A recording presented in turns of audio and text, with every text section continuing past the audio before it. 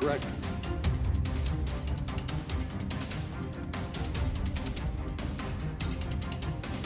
Big problems become big problems. You let small problems sit.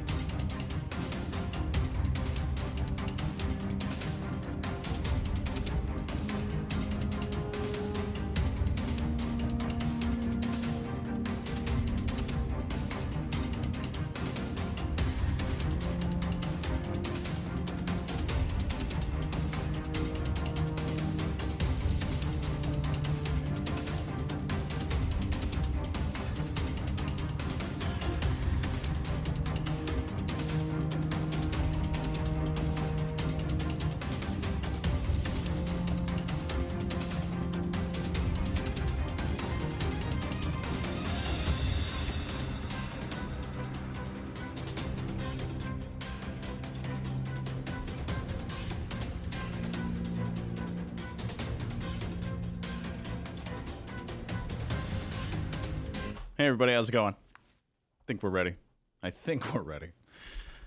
That's like every day on the Ben Joravsky Show. I think we're ready. I don't know. We're going to find out. We'll soon find out. How's it going, everybody, on the live stream? We got a lot of early birds, Ben. Ooh, early birds. That's what I'm saying. A lot of people jumped on the live stream already. Let's see here. Someone was hoping they had a request for Song of the Day. KMA Barry. Hey, it's a hit, dude. KMA Barry says, I'm still hoping that someday Ben will make my day and sing Only the Bulls for Song of the Day. He has no clue what that is, KMA Barry. Must have came out after 1979. 79, man. It's kind of like my year. Brianna says, let's see. Brianna says, I'm still hoping someday Ben will make my day with no Song of the Day. Brianna. Oh, we got some funny stuff, Brianna. Matrix Illuminati is joining us today. Hey, he says, hey, all. What's up, Matrix Illuminati? Oh, the Illuminati. Yeah. Let's talk about that for an hour. They got his mind, soul, and his body. All right. By the way, we got water. Where did this come from? It's like water. I know, right? We're moving on up to the east side. All I finally got a piece. You know, I was wondering if you were ready or not, but I think you are after that. All right, your Ben Joravsky Show for Thursday, January 30th. It's just moments away. But Ben, I need you to hold on a second. What'd I do? I didn't do anything. No, I know you didn't do anything. I just got to make sure I have I didn't write our guests down, so I got to make sure I have it. John. Okay, I'm ready. All right. I texted it to you and everything. All right, your Ben Joravsky Show for Thursday, January 30th is just moments away. But before we get into that, let's thank the following unions for sponsoring the show. We love these people. The International Brotherhood of Electrical Workers, Local 9. The International Association of Machinists and Aerospace, Not Aerosmith Workers, Local 126 and District 8. The International Union of Operating Engineers, Local 150, sponsor this program. And, of course, today's Ben Joravsky Show for Thursday, January 30th, is brought to you by our good friends at the Chicago Federation of Labor. Benny J, Song of the Day. This is thematic, as you'll hear. Oh. Big boys don't cry. Big boys, I'm not in love. Big boys don't cry. I don't even know the rest of the song. Hands down, the worst song of the day yet. The Ben Joravsky Show starts now.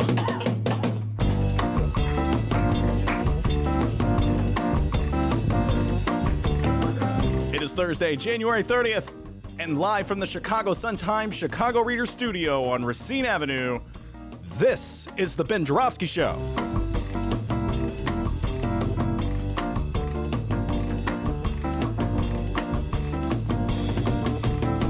Today on the program, in these times, writer Miles Kampf-Lassin is back.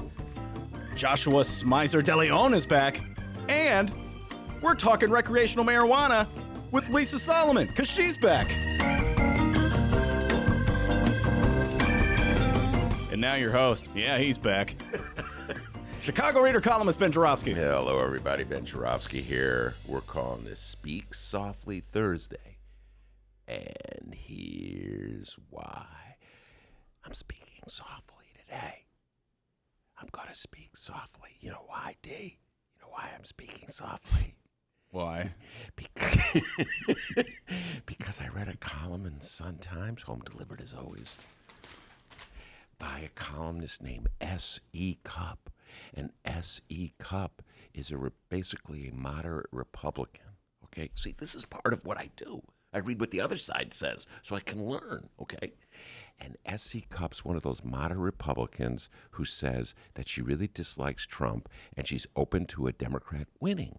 Okay? So she's always giving advice to Democrats what they should do to win. Now, I have mixed feelings about taking advice from Republicans because I don't think they really mean it when they say they want the Democrats to win. And ultimately, they're going to give us advice that they think will undercut the Democrats. This is like what I always talk about when you hear like Donald Trump and Donald Trump Jr. and Johnny Cass over the Tribune telling you how much they feel sorry for Bernie Sanders. I think they think Bernie's the candidate that Donnie can beat. And so they're like trying to get Bernie to be the candidate. I think they're playing you. Now, ultimately, I think they're wrong in their assessment, but I don't trust them. So similarly with S.C. Cupp, she writes a column. It comes in the Sun-Times. She's a moderate Republican. And you know what she says, D? There's too much yelling. Okay? The age of rage must end is the name of her column. It's the headline of her column. And she says that we Democrats are yelling too much. Republicans are yelling too much too. So she's saying, why can't everybody just calm down? I will now read to you the opening line. Okay? Are you doing the soft speaking thing still? She said, don't yell. Okay. Just want to make sure your volume's at a good level here. I'm the producer. Here's what she says. I don't know about you, but I'm sick of feeling sickened. Our nasty politics of revenge, our unabating obsession with hating the other side, our too quick to cancel culture, and our fetishization of extreme purity is not only exhausting, but it's making us sick. Okay? Now, the funny thing is that she's calling for everybody to settle down and stop yelling. Now that the Republicans have almost all the power in the country, let's see, they control the Supreme Court, they control the Senate, and they control the presidency, of course.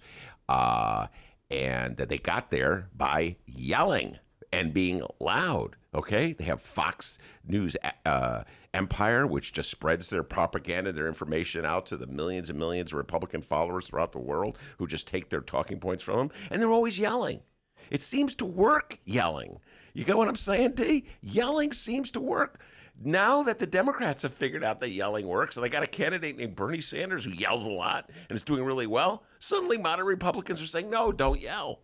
I'm starting to sense that there may be a trick here, D. Oh, didn't mean to yell, okay? Didn't mean to yell. Anyway, so I read on to the column, no yelling, be calm, be nice to everybody. It's interesting. So the Republican moderates say they don't like Trump and they're open to any Democrat who could beat him, but they don't like Bernie. Now, that's interesting. This is the moderate Republicans who say they don't like Bernie. I would think that Bernie's the person who has a very strong chance of beating Donald Trump, even though Donald Trump seems not to fear him, because Bernie yells. And Bernie can capture the imagination of people who voted for Trump in the past election might go over and vote for Bernie because Bernie's offering them something real that, like, can help them. Healthcare for all, free college for all. It's something easy to understand that they could say, this guy is offering me. In addition, Bernie could fire up his base. So his supporters will be enthusiastic. So it would be the kind of Democrat that could win. But no, they don't want Bernie. All right? She doesn't even want Mike Bloomberg. Now, I'm not saying I want Mike Bloomberg. Okay, Mike Bloomberg is to the right of me, but I will tell you this, he's got a lot of money. And money talks in an election. Am I allowed? Can I talk a little louder, D? I'm going to talk a little louder. Yeah. It would help me. Okay, I'm going to work these louder. levels here. Okay, sorry, S.E. Cupp. I'm going to raise my voice. So you don't want Bernie because he yells too much. Mike Bloomberg doesn't yell at all, but you don't want him because, as anyone, I'm reading from the column, anyone familiar with his efforts to ban or overregulate baby formula, trans fat, salt, sugary drinks, and plenty of other legal substances knows too well his belief that ordinary folks can't and shouldn't make their own decisions. So you don't want the guy who has the money to go toe-to-toe with Trump, and money talks. You don't want the guy who's got the passionate followers that could rev up the base and perhaps defeat Trump because he yells too much. Who do you want? Let's see. Amy Klobuchar and Pete Buttigieg. D, I am searching high and low for any Democrat anywhere. We have them all come to the studio who likes Amy Klobuchar or Pete Buttigieg. Just saying. Isn't it interesting that the only people who like Amy Klobuchar and Pete Buttigieg are people who probably wouldn't vote Democrat in the first place? You know, if I didn't know any better, I'd say they really don't want Trump to lose at all, these Republicans who are always giving Democrats advice. Democrats, I'm warning you, beware of advice that comes from friendly Republicans. That's correct. We got a great show today. I'm going to let it out, D. Do it. Miles Kampf-Lassin will be in the studio. Miles Kampf-Lassin. Now, it's been a while since we had some Bernie Bros in the studio. We've had a lot of Biden fans. We've had Elizabeth Warren fans. Bernie's been getting trashed in this show. Miles Kampf-Lassin, he's like, I'm bringing the A game. I'm going to talk some Bernie. So Miles will be, he was in Iowa. He's going to be talking Social Security, all kinds of things. Justice Smyser Deleon will be here, making his second appearance on the Ben Joravsky Show. He will be talk about Pritzker, state politics, and also Donald Trump's feeble, and I mean feeble, 8 attempts for Puerto Rico. And then Lisa Solomon, the cannabis czar of this show, otherwise known as the Reefer Lady, will be here with a mystery guest. Oh, you're kidding me. Oh, mystery guest, yeah. Wow. Mystery guest, we're talking reefer. In the age of legal reefer, Lisa Solomon. And she Say says... mystery guest? Oh, my God. And she says she's going to bring some edibles for you, D. Okay. So you'll be really flying high. Whoa. Hey, Ben. Whoa. Anyway, great show I ahead of sound us. nothing like that. Folks, you should see Dr. D when he's Dr. Doobie when he's Dr. Doobie. You know, Ben, it's like, wow, man. Anyway, plenty of political talk ahead, but before we do any of that, the young man from Alton, man they call Dr. Doobie, with the news. How's it going, everybody? Well, I hope you're ready to find out what's happening in Chicago and or Illinois this afternoon, because that's what we're about to do. Yes. All right, good. Live for that moment. Once again, no public events scheduled for our Chicago Mayor Lori Lightfoot this afternoon. But, Ben, she does have some weekend plans. Ooh. On Saturday, she'll be speaking at Chicago's very first Cannabis Resource Fair. Say what? A fair? Say what? Sadly, there will be no carnival rides or cotton candy. And no, Ben Joravsky Show live streamer Jay Marie, Mayor Lightfoot will not be in one of those dunk tanks you throw baseballs at, all right? It's a different kind of fair. Oh, I see. The name's a little misleading, I'll be honest. This is actually an event where Chicagoans can learn about recreational reefer employment opportunities and the process of getting cannabis-related offenses wiped from your record. Here. Do more of that. That's what the whole bill should have been about in the first place. This free event will be Saturday, 10 a.m. at the UIC Forum on Roosevelt. 65 cannabis-related businesses and organizations will be present. If you attend and you're looking for a new pot dealer, ask around, and I bet you'll find one. I'm sure there'll be a few weed men there. Nickelback Bernie will be there. More than likely. And if there's any advice that we can give to Mayor Lightfoot when it comes to her speech at the event, I don't know, maybe don't talk about who you're endorsing for president of the United States. Am I right, Ben? Listen, Lori Lightfoot is leaning Bloomberg, and I'll say this about Bloomberg. He's got the money to go toe-to-toe with Donald Trump. That's correct. Okay? So S.C. Cupp, who's giving advice to Democrats, says, I don't like Bloomberg because, he's against sugary drinks or something. He's telling us what to drink. So she doesn't like the guy with the money that could defeat Donald Trump. So, I probably would not.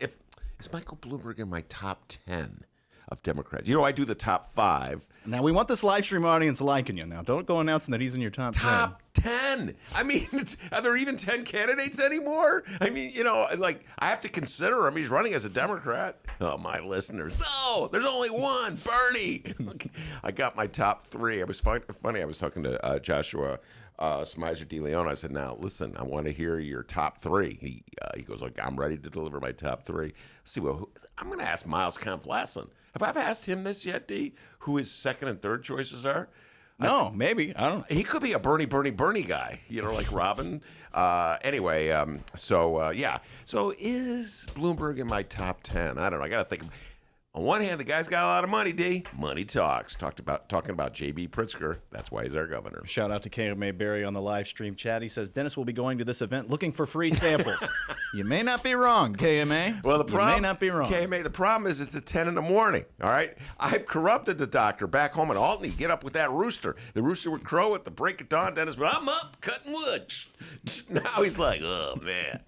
Oh, it's 11:30. I think I'll get up. Right? I've corrupted this kid. And speaking of presidential endorsements, the Illinois primary elections will be here before you know it. It's on March 17th. Happy St. Patrick's Day. We have another Illinois politician announcing who they are backing in the race. This happened Tuesday, and we didn't talk about it. U.S. Representative Brad Schneider told the public that he will be endorsing former Vice President Joe Biden. Yeah, in the I'm not Democratic surprised. primary. Ben Joravsky, coach us up here. Who the hell is Brad Schneider? It doesn't seem to surprise you, this No, endorsement. that doesn't surprise me at all. He's a moderate Democrat from the northern suburbs, Lake County area, Highland Park area. And so, yeah, who else would he endorse in this race? I mean, Joe Biden is the centrist candidate. Joe Biden is the candidate favored by the Dems, capital D-E-M-S, Dems, Democrats. And so, yeah, absolutely.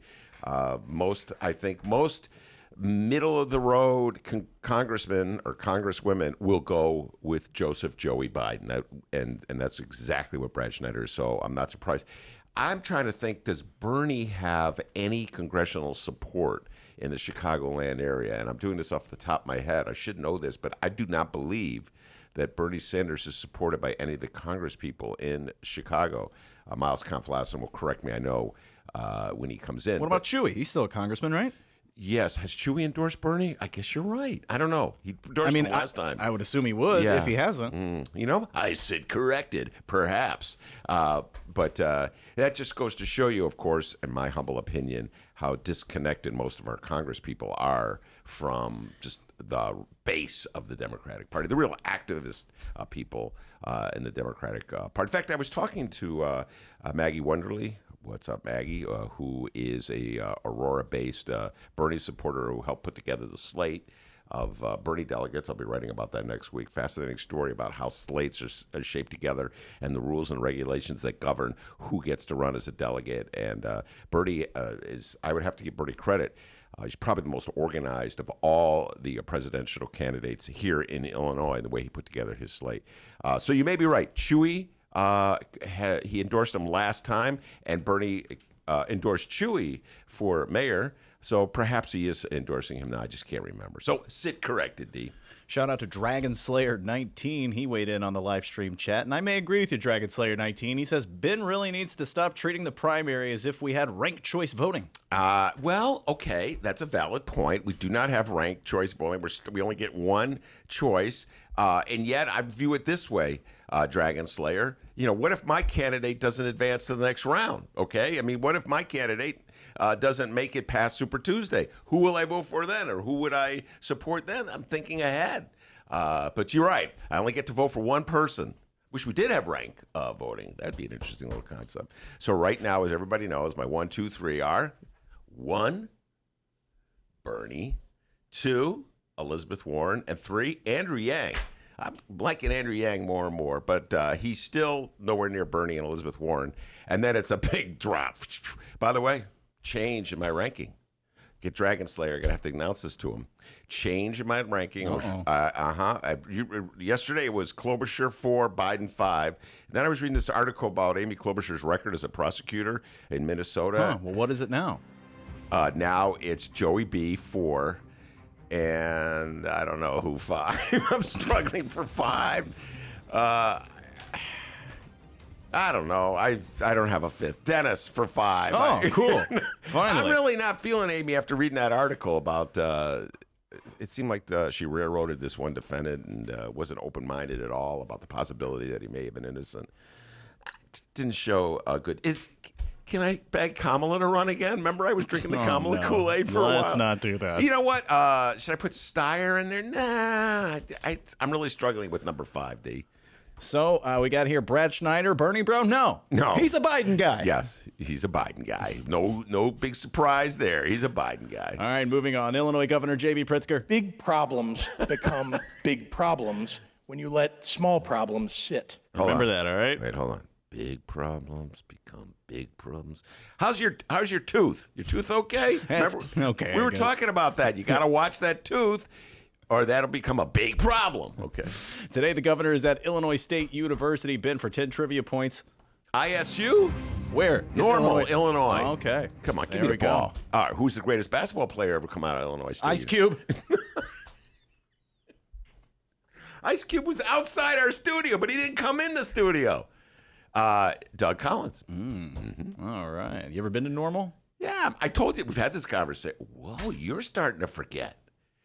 All those marijuana cookies you ate back in the day are catching up to you. Don't you remember? Catch me at that event this weekend, guys. All right. It's kind of early in the morning for you. I was there for the Basketball Hall of Fame dinner. Anyway, go on. Governor Pritzker delivered his State of the State address on Wednesday. Yes, he All did. the Illinois political know-it-alls can't stop talking about it, including us.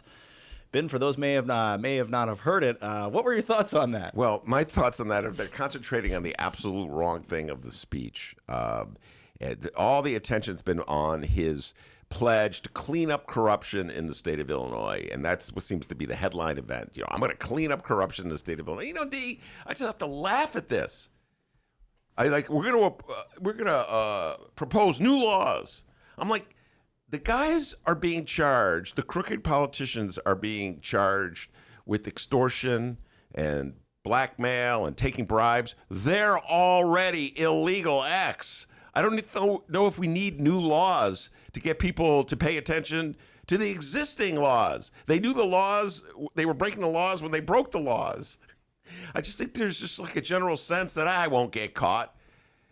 I can get away with anything. So, the notion that we're going to change the culture of corruption in Illinois by passing some new laws is like saying we're going to reform our system of financing elections by changing financial laws. And now we have a system that's even worse than before. So, I don't know. Sometimes I think Illinois don't pass any new laws. All right? Just follow the laws that already exist. And remember, as a wise man once said, Big problems become big problems when you let small problems sit. Got it. let's take care of those small problems. Who do you think wrote that part of the speech? Of course, JB did. You think he wrote that? All right, now, those of the Democratic persuasion were big fans of the Democratic governor's address. But what about our conservative friends in Illinois? What did they have to say about it? Well, right now, in my bearded face are quotes from conservative Illinois lawmakers regarding the governor's State of the State address. The following comes from the Southern Illinois newspaper website. Southern Illinois' delegation of Republican House members were, quote, encouraged to hear Pritzker talk about ethics laws and tax relief. Okay. Yeah. Glass half full so far, guys. Here's Republican State Rep Terry Bryant out of Murfreesboro, Illinois. Murfreesboro. That's down by Carbondale. Oh, look at you. Look at this guy. What an Illinoisan he is. I told you I was in Carbondale in the 70s, man. It was a haze of smoke, but I was there. Here's Republican State Rep Terry Bryant out of Murfreesboro. Quote, although I do not agree on every priority laid out by the governor, I was encouraged to hear him touch on a couple of legislative items that I believe should be the major focus of the 2020 spring legislative session. As for myself, I would like to see the session focus on reforming ethics laws, providing our citizens with property tax release, and a move to change the way legislative maps are drawn to make the process more fair and equitable. Oh, my goodness. Oh, my Dems. Okay, this fits into my general theme today. Beware of Republicans who say they're your friends. Beware of Republicans who give you advice. Right now, our system of map making favors the Democrats. They control the process from A to Z. They can make a map that undercuts the power of the Republicans and maximizes the power of Democrats. Now you're saying, oh my God, I'm shocked. That's not fair. We should be fair and equal. Oh, yeah? Well, when the Republicans make it fair and equal in Wisconsin and Michigan, we can have it fair and equal in Illinois. So stop pretending, Republicans, that you want fairness. You just want to take away an advantage that the Democrats have. Hey, JB, I know you're too smart to fall for that. I hope you're too smart to fall for that. Oh, no, could he be falling for that? Oh, JB, God dang. Next up, it's Republican State Rep Dave Severin out of Benton, Illinois. Benton. Benton. Benton. Oh, Benton. Benton. Benton. Benton. Of course, Benton. You've been to Benton, haven't you? No. Oh. Is it in the 618? I don't think so. Here's the quote from Mr. Severin. Quote, governors give speeches. Speaker Madigan controls the process.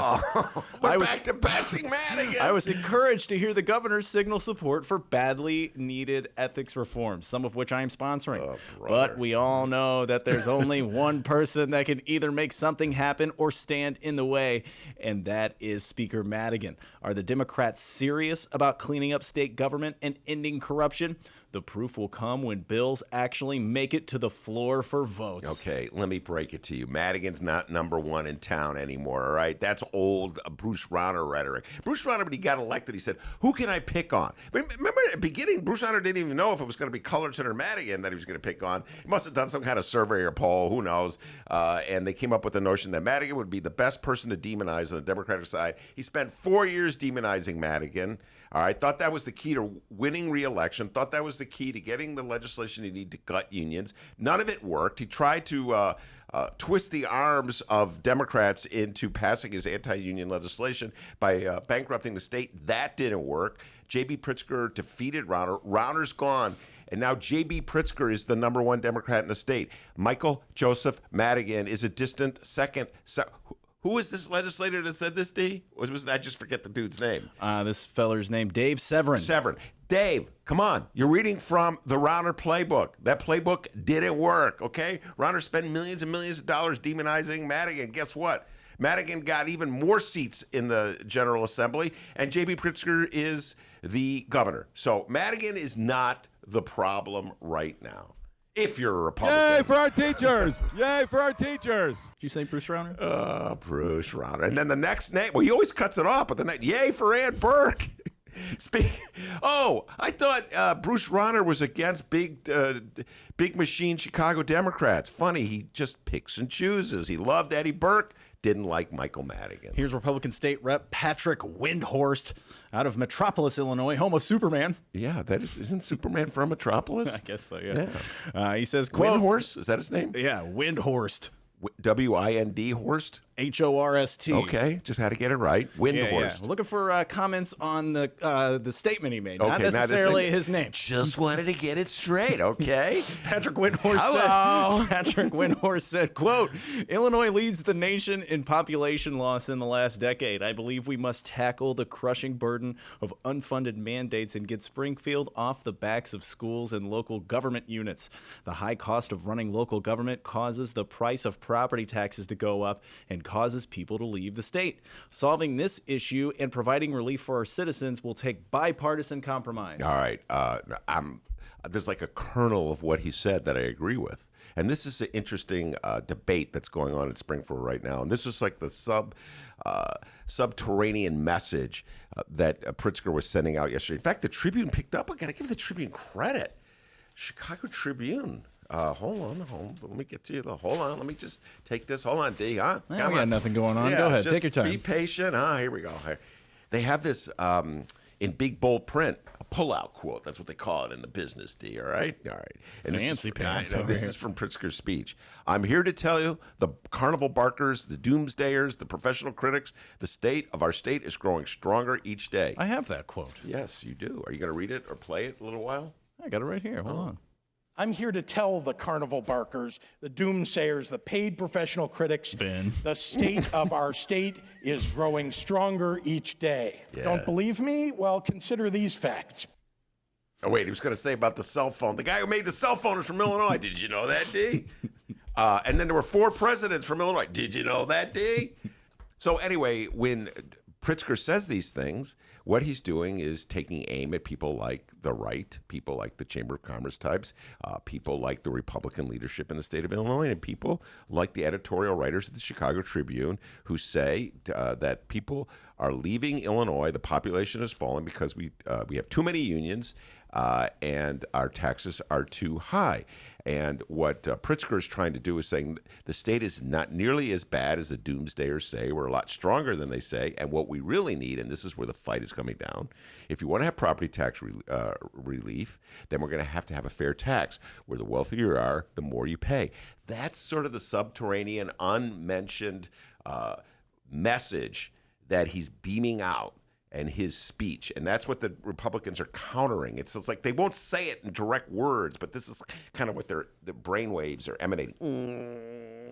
That's what they're doing. Want to do that again, D? All right. And that's what. So what he's saying? Fair tax, fair tax, fair tax. And they're saying, we're against your fair tax. We're against your fair tax. And as I always say, people, if you're going to fund government, if you're going to pay our obligations, someone's got to pay for it. So if we're going to cut the property tax, we're going to have to raise the income tax on our wealthiest people. That's all there. And I'm all for cutting the property. I just paid my property. Actually, I have not paid it yet, D. I got the bill. I'm like, got to pay it. Whenever I ever get that property tax bill, it just like wakens my inner Republican. I'm going, Ronner had a point. So anyway, that's the subterranean game that's going on here, where the Tribune and the Chamber and the Republicans say the state's in terrible state. We've got to gut the unions and cut taxes. Miles Kampf-Lassin has entered the studio. I love it when my guests come early. Anyway, and Pritzker is saying the state's in good shape, and what we really need is a fair tax. So that's the big fight that'll be ahead in the state of Illinois. All right, we'll do one more conservative comment on the governor's State of the State address. Here's Republican State Senator Dale Fowler out of Harrisburg, Illinois. Harrisburg, you know where that is, don't you? No. Oh, okay. All right, just asking. All right. I went to community college. I don't know many things. I can just sound good when I read the news. Harrisburg. You know a lot about 618 area code. You know a lot about that. Oh, yeah. Don't sell yourself short. Pal. Oh, okay. yeah. And you know a lot about cell phones. I mean, we got a text and everything like that. Go ahead. Here's Republican State Senator Dale Fowler out of Harrisburg. Quote, we've had 3 Illinois Democrats in the state legislature indicted on charges of corruption, creating a serious lack of trust in the integrity of lawmakers. Meanwhile, taxpayers are facing a crushing property tax burden. Businesses are still reeling from the consequences of a costly minimum wage increase, and Illinois continues to lose residents to bordering states. These are critical issues that have to be addressed in order to restore faith in the system of governance, provide relief to our taxpayers, and ensure that the people have a voice in state government that is heard, protected, and enforced. Here. What's his name? That's Fowler. Dale Fowler out of Harrisburg. He's very concerned about the charges against Sandoval, the state senator who just pled guilty. He's a Republican, correct, D? Yeah. Did he make any mention of the fact that the leader of the Republican Party has been charged with rape? Let me look here. No. Oh, that's interesting. Yeah. Okay. I love Republicans. They're outraged, I tell you, by petty Democrats taking petty bribes. But they look the other way at the allegations against Donald Trump. Look, again, this is the game that's being played, folks. On one side, the Republican Party is trying to use Democrats as like the scary thing that is trying to tax you and send you out of the state, and the Democrats are trying to raise the income tax so they can finance government. This is the battle lines. This is what's going to be the chief fight in this state for the next 6, 7, 8 months leading into the November election. I don't know if it's going to get any traction, D. I know you and I talk about it. Occasionally, Rich Miller, I read about it. He writes about it. But, I think a lot of these issues, very important issues to the future of the state of Illinois, will be lost with the presidential election. So it's going to be very challenging and difficult for Pritzker, I think, to win that fair tax. And the Republicans are going to try to undercut his efforts by doing things like focusing on the petty crimes of petty state reps and state senators, like one Marty Sandoval.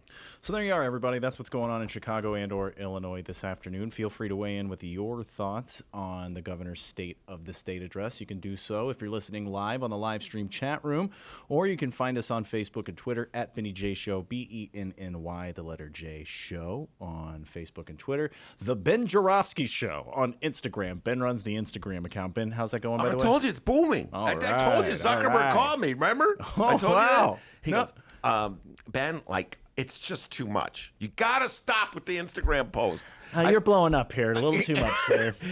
All those guys at Facebook are running around like... You put a picture of me up on there, right? I did. You were wearing a tie. Yeah. How many likes is that up to? I think it was at 50. Get ready, Zuckerberg. Sorry, sir. Get ready, Zuckerberg. Zuckerberg's like, who is this Ben Joravsky Show account? It's blowing up. Oh, also, you can find us. We have an email address. We don't give that out enough. I always try to make sure to do that. BennyJShow@gmail.com. BENNY, the letter J, show@gmail.com. If you have any guest ideas, segment ideas, if you want to make fun of us, whatever you want to do, we don't care. Hold on. Phone What? call. Mark.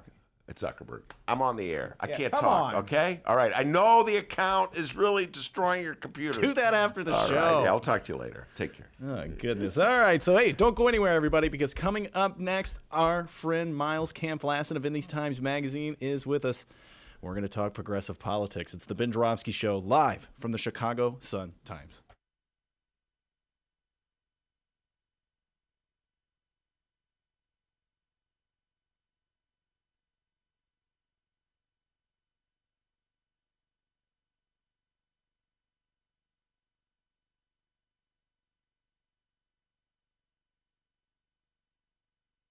Read the Chicago Reader to get up to speed on what's what in Chicago.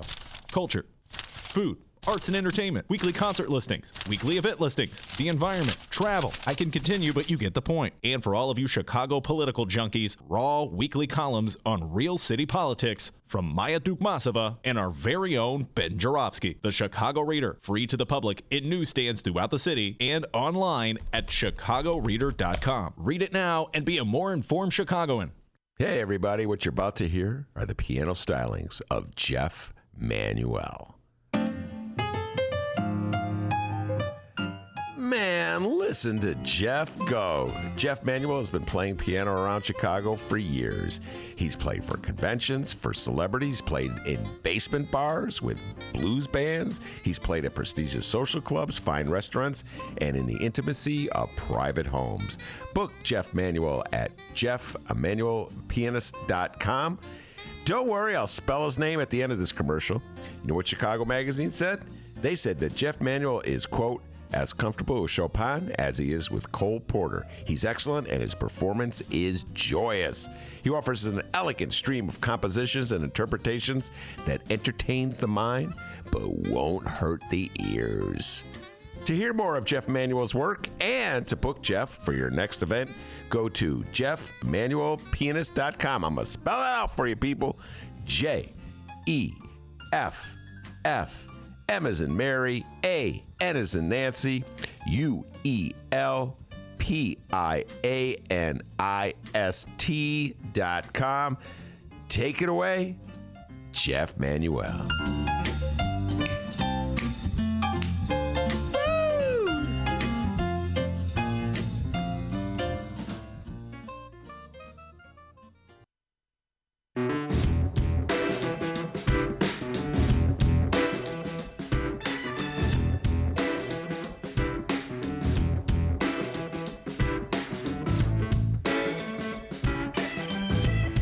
Hey, welcome back to the Ben Joravsky Show, live from the Chicago Sun-Times. Thursday with Miles Kampf-Lassin, the pride and joy of Whitney Young High School, rock star in high school. He's put away the guitar. He's now gotten real serious with writing about politics. So we'll be talking politics, talking Bernie, talking Iowa, talking Social Security, talking the agitation that the moderates have for Bernie. But D, you got a question? Absolutely, I do here. Our good friend Kyle weighed in on the YouTube live stream chat. He's got a canvassing question. And Miles does quite a bit of canvassing, so we figured he'd be the guy for this here. So let me scroll up here and find it, and we will read. Okay. It says here, I'm running into an issue while canvassing. Anti-Fox because of Smollettgate, yet pro-Biden and ignoring the favorism of his office title allows in getting family jobs. Thoughts? I'm curious where he is doing his canvassing. Kyle, where are you canvassing? Weigh in. Yeah, I mean, I'll let you know when he responds. Okay, Smollettgate. We love talking about Smollettgate on this show. Talk about it all the time.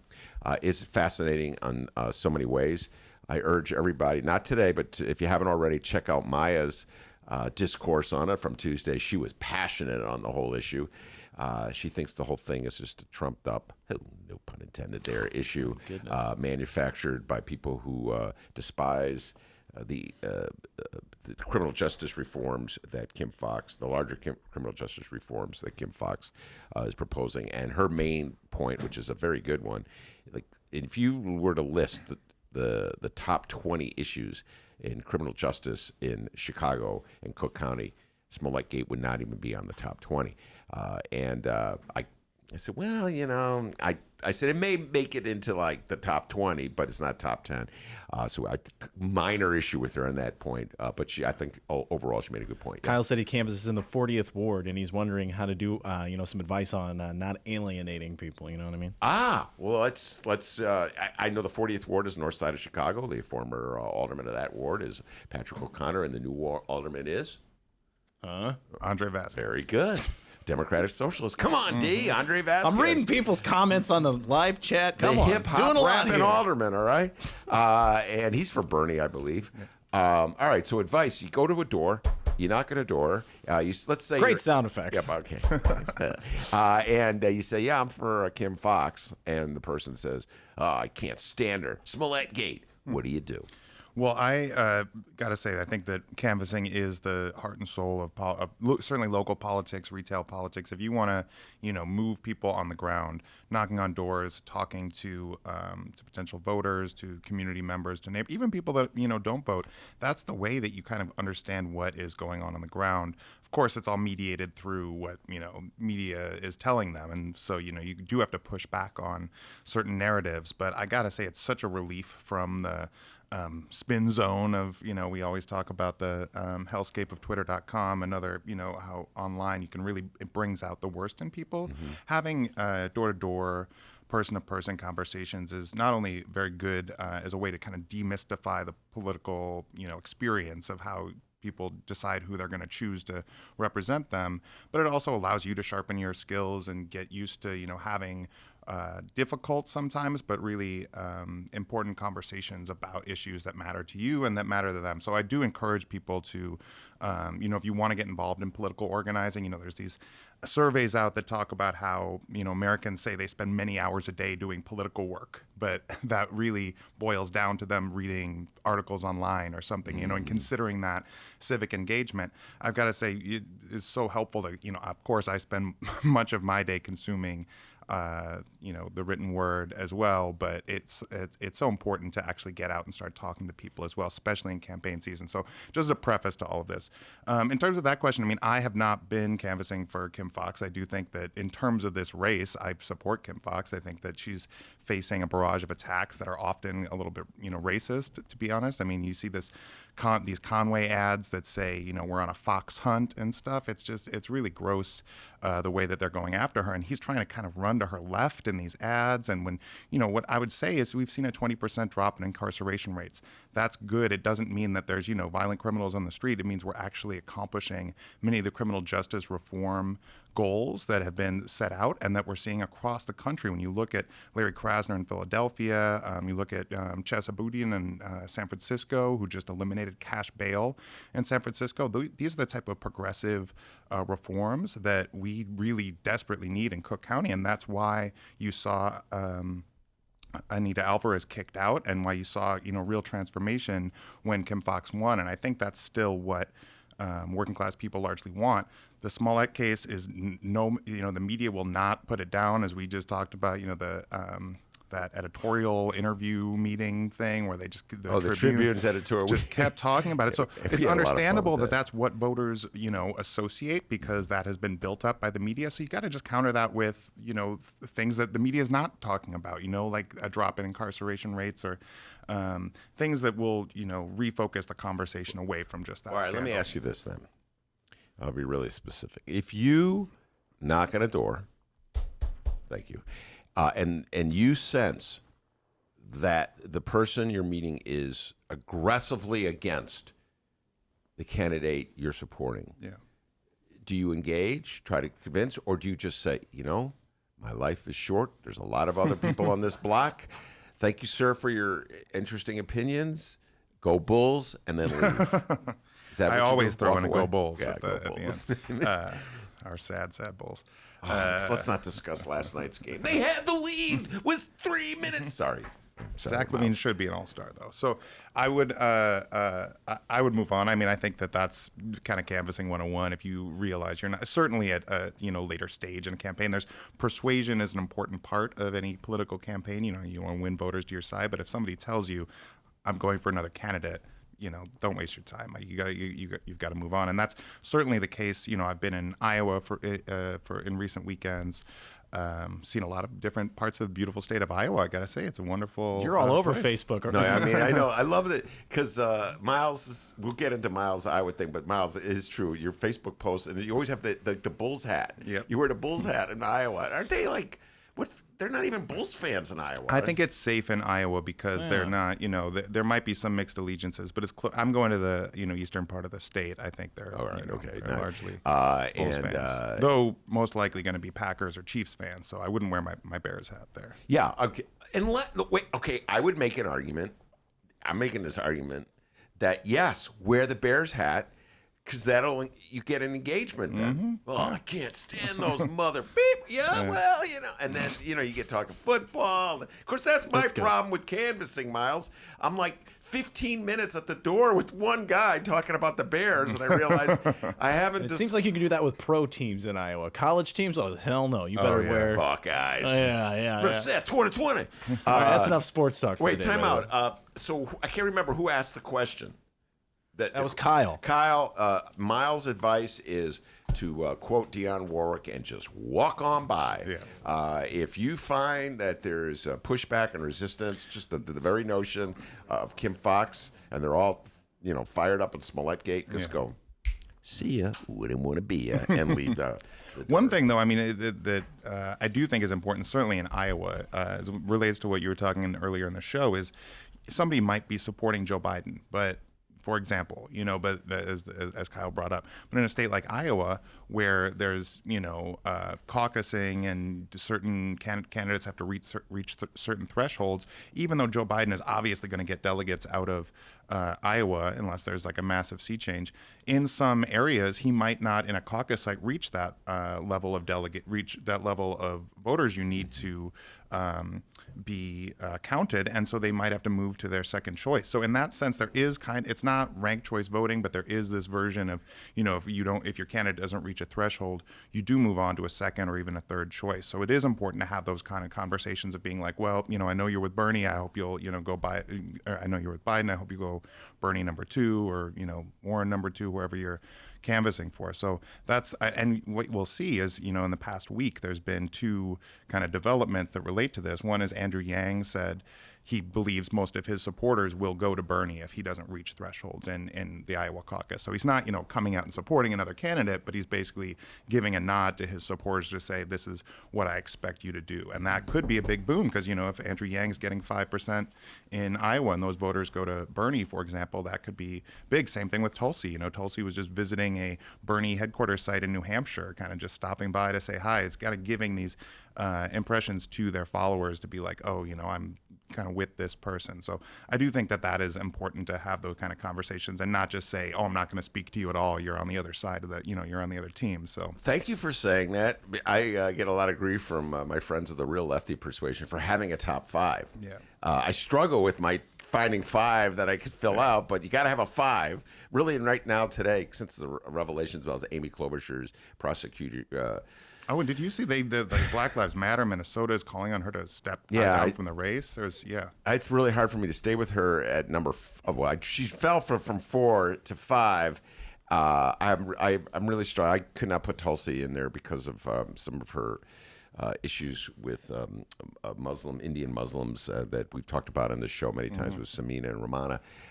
So I don't know who my 5th is. It doesn't matter. Anyway, so okay, when you say you're going canvassing for Bernie, You're on the eastern side of the state, did you say? Yeah. So what towns are you in? I went to Cedar Rapids, which is a little bit more inland, but a little bit more of a populous city. And then I went to Clinton, Iowa, which is right on the border, and Davenport this past weekend. Both of those are very close. Now, when you go door to door, are you working the old Chicago style where you have plus? You already know the voters that you're going to are Bernie pluses. They're going for Bernie. Are you being sent to homes where the people have not indicated who they're favoring? Well, it's a little bit of both. I mean, at this stage in the campaign, there's a lot of focus on just kind of get out the vote, making sure that certainly because there's a lot of most likely first-time caucus goers that are supporting Bernie Sanders this time. You want to have a conversation with them and make sure they have a plan of how to caucus, because it's a really wild system down there that I'd say has some anti-democratic elements, because you've got to show up on time. If you're there after 7 p.m. On caucus night, you're not counted. So you tell voters get there at 6:30 and have a plan to get there. Are you going to drive? Do you need a carpool? How are you going to do that? That said, there's still plenty of people that are on the fence. I mean, this is how politics is done in Iowa, and most people make their choice within the last 2 weeks of the cycle. So there's still undecided people that need persuasion and need to have that kind of conversation. So I think both of those things are going to be going on up until caucus night. Do you have can you fill out a top five? I know Bernie's one. Do you have a 2, 3, 4, and 5? I do. I think that right now it's most important to kind of choose what political side you're on in this. And I think it's very clear there's two particular sides. There's two lanes. The left lane, I'd say right now Bernie Sanders is the standard bearer. Elizabeth Warren, I think, has run an impressive campaign and is also running on a lot of the policy goals that I agree with. So, of course, she would be number 2 for me. Below that, I mean, I just think that it doesn't, for me, I think probably along with you, maybe Andrew Yang, I don't think I can't bring myself to support. Past 3. I can't bring myself to support, Biden or Klobuchar, but I would be, honestly, if Joe Biden is the nominee, I might wind up, I might not knock doors just for him, but find a way to support the Democratic nominee to defeat Trump while also advancing the same type of agenda that Bernie Sanders is running on. So I'm not, I think that I'm a big believer in, being engaged in politics regardless of, the particular outcome of one race, because the fight is much longer and much broader. And so that's how Miles, I look at it. I've never asked you this question. I'm going to throw this one at you. Miles Kampf-Lassin from In These Times, you're a journalist. Generally, there's a wall between journalists and people who go door to door. What's your thoughts on that? Well, I do understand that. I think that there's, I certainly am not from the more traditional school of journalism that would have a strict firewall, and I have plenty of friends that are, in more mainstream outlets, some that have to sign disclosure forms that say, I'm not even going to go to a protest or a rally.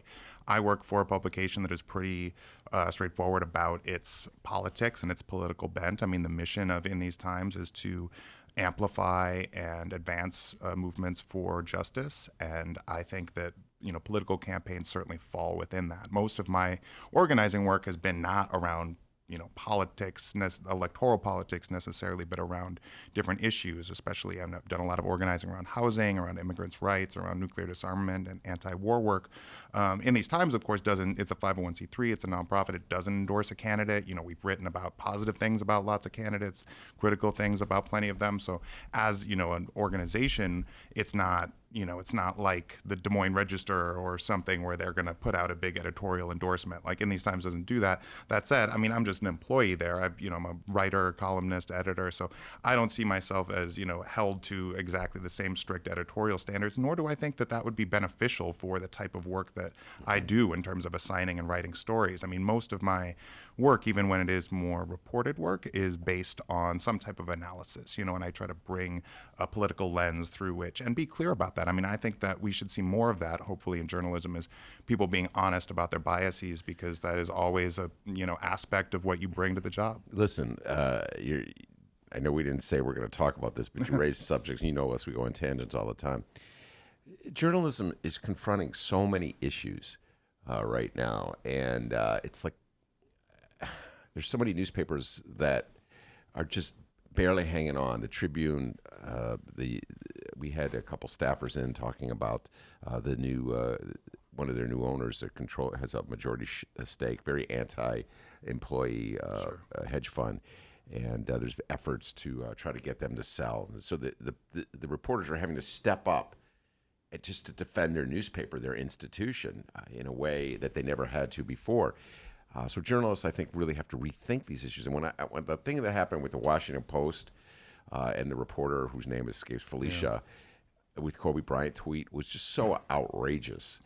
Yeah. Where the newspaper, I talked about this the other day, I was just so irritated at the Washington Post. Newspapers want their reporters to have a presence on social media. Yeah.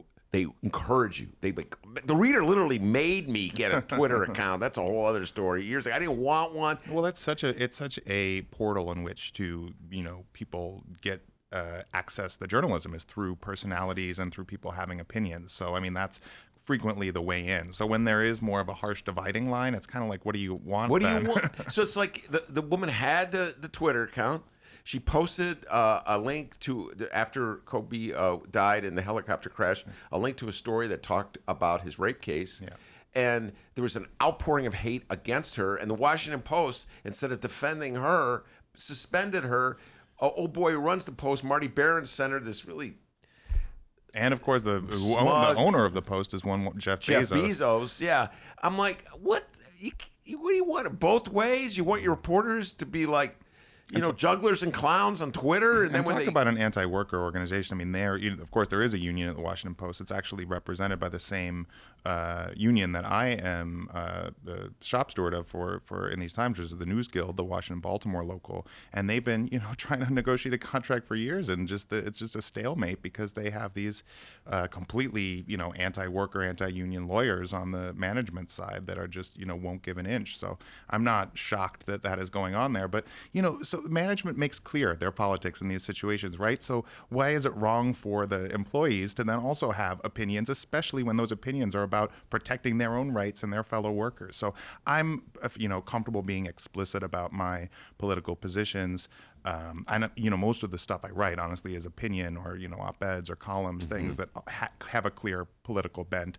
So when it comes to presidential race, I have not been as involved as I have this year, but that's also because I think that this is a really unique political moment and opportunity for the people that believe in a transformation of American politics to not just enact left-wing policies, but to bring more democracy into our political life and into our economy. I think that's really the promise of Bernie Sanders is, you look at his Workplace Democracy Act, you look at the things that he's running on, it's talking about trying to create conditions where your relationship to your employer are not nearly as kind of dictatorial as they are right now, where people have no rights. There's no just cause in on the books. You have to negotiate that through a union contract, and as these attacks on unions step up, people have less and less power in the workplace to control the conditions of their own lives. And I think that we need a transformation in that. I don't think Bernie Sanders is going to do that on day one,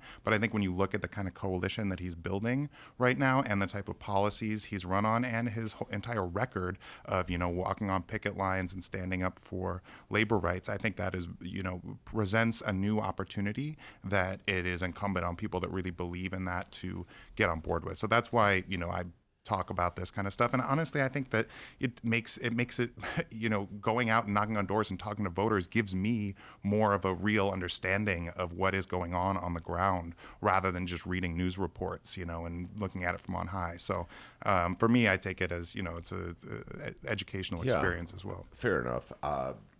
You don't have to convince me. I think I think many of the notions of objectivity have always been contrived to begin with. That's a whole other discussion. You said you wanted to talk Social Security. I want to talk counterattack against Bernie. That's on my mind. So why don't we start with Social Security?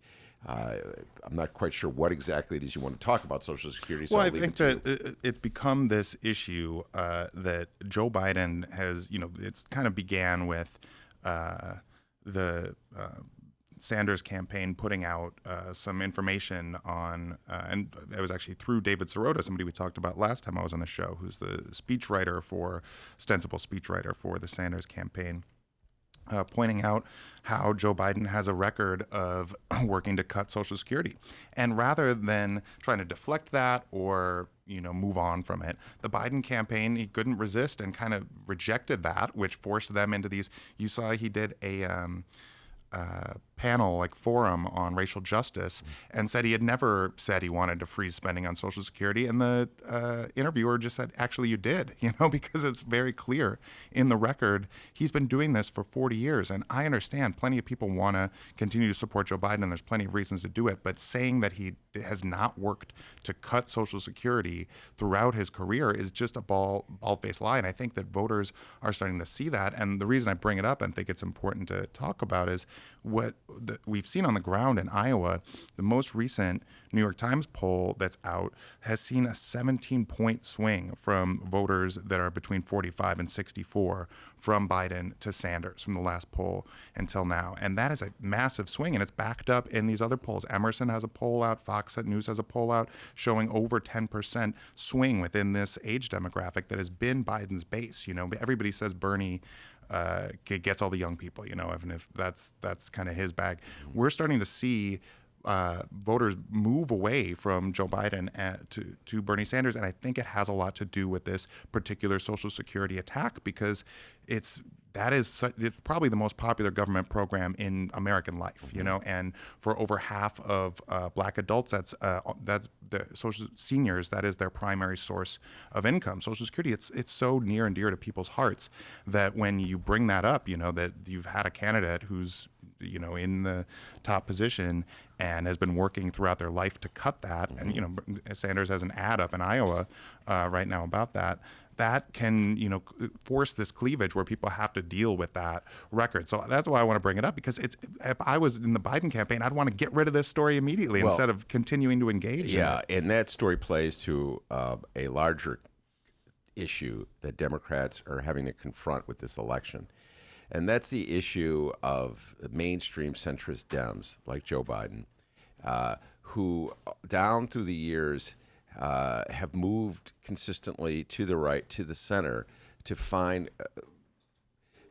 what? Consensus with Republicans, in many cases abandoning the principles that the Democratic Party is supposed to represent. So the point you're talking about, there was a campaign for about 20 years ago, I recall, where Republicans were going around saying that Social Security is going to go bust and that we have to, quote unquote, reform it. That's what they always call it, reform it. And reform it means you raise the age that people have to be before they can retire, or which Biden did support. Yeah, he supported that. That's generally a reform, so that you can so people have to work longer before they can get the benefits of their Social Security programs.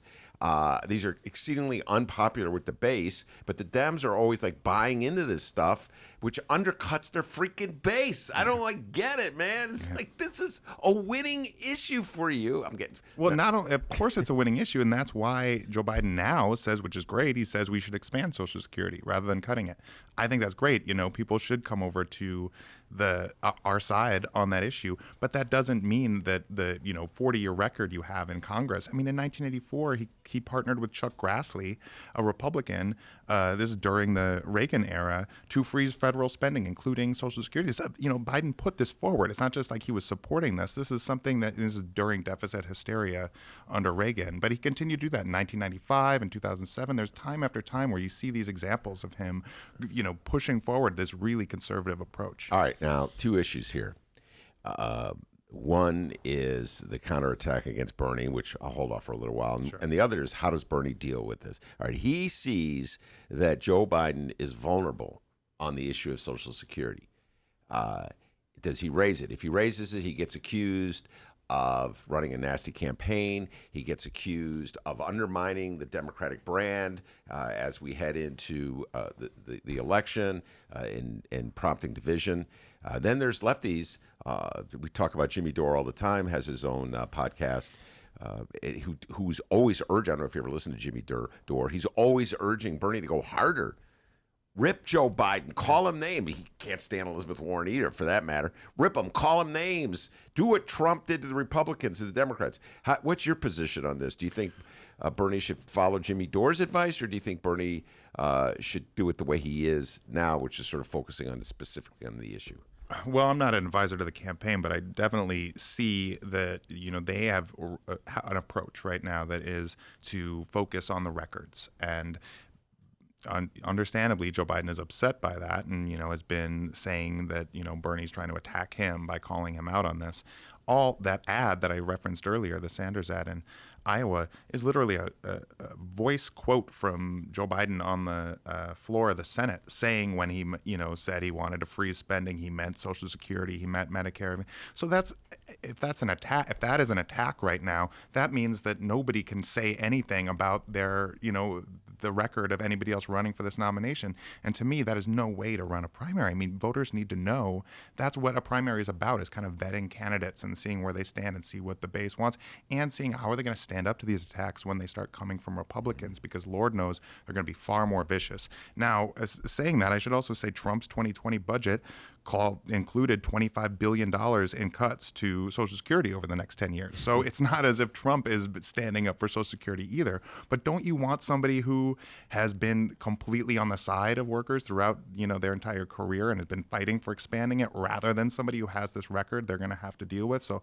I think it's good that this is the issue that the Sanders campaign has brought up. I don't think, name calling, whatever, is necessarily calling him, lazy, sleepy Joe or something by Bernie's going to help. But that's definitely coming from Trump down the pike. I got to tell you, it's funny that the Democrats are always worried about, and I'm like this too. Can't everybody get along, man? I love you. But I just watched last weekend. It's a cry for help for a political junkie. I just watched.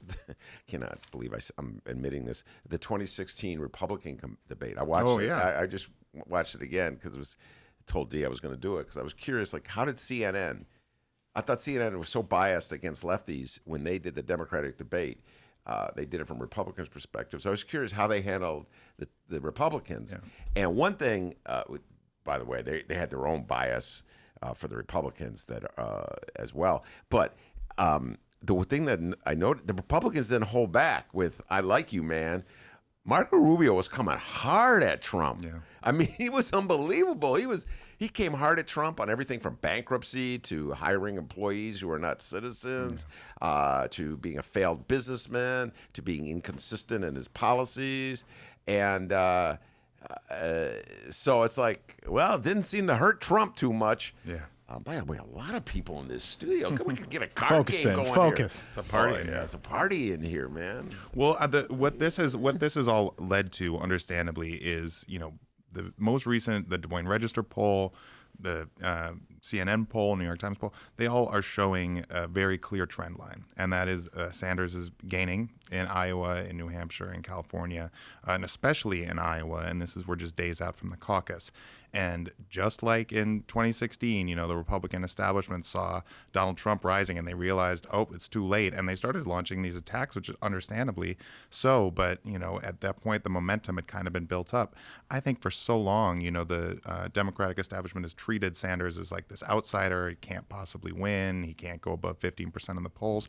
And so at this point, they're really wringing their hands and don't know what to do. And for example, of what they are doing, you see a string of articles about this anxiety amongst the establishment in recent days, including the Washington Post a couple days ago that quoted Matt Bennett, and he's from this group called Third Way. We know this as one of the preeminent centrist think tanks, of course funded by Wall Street and completely opposed to the type of redistributive agenda that Bernie Sanders is running on.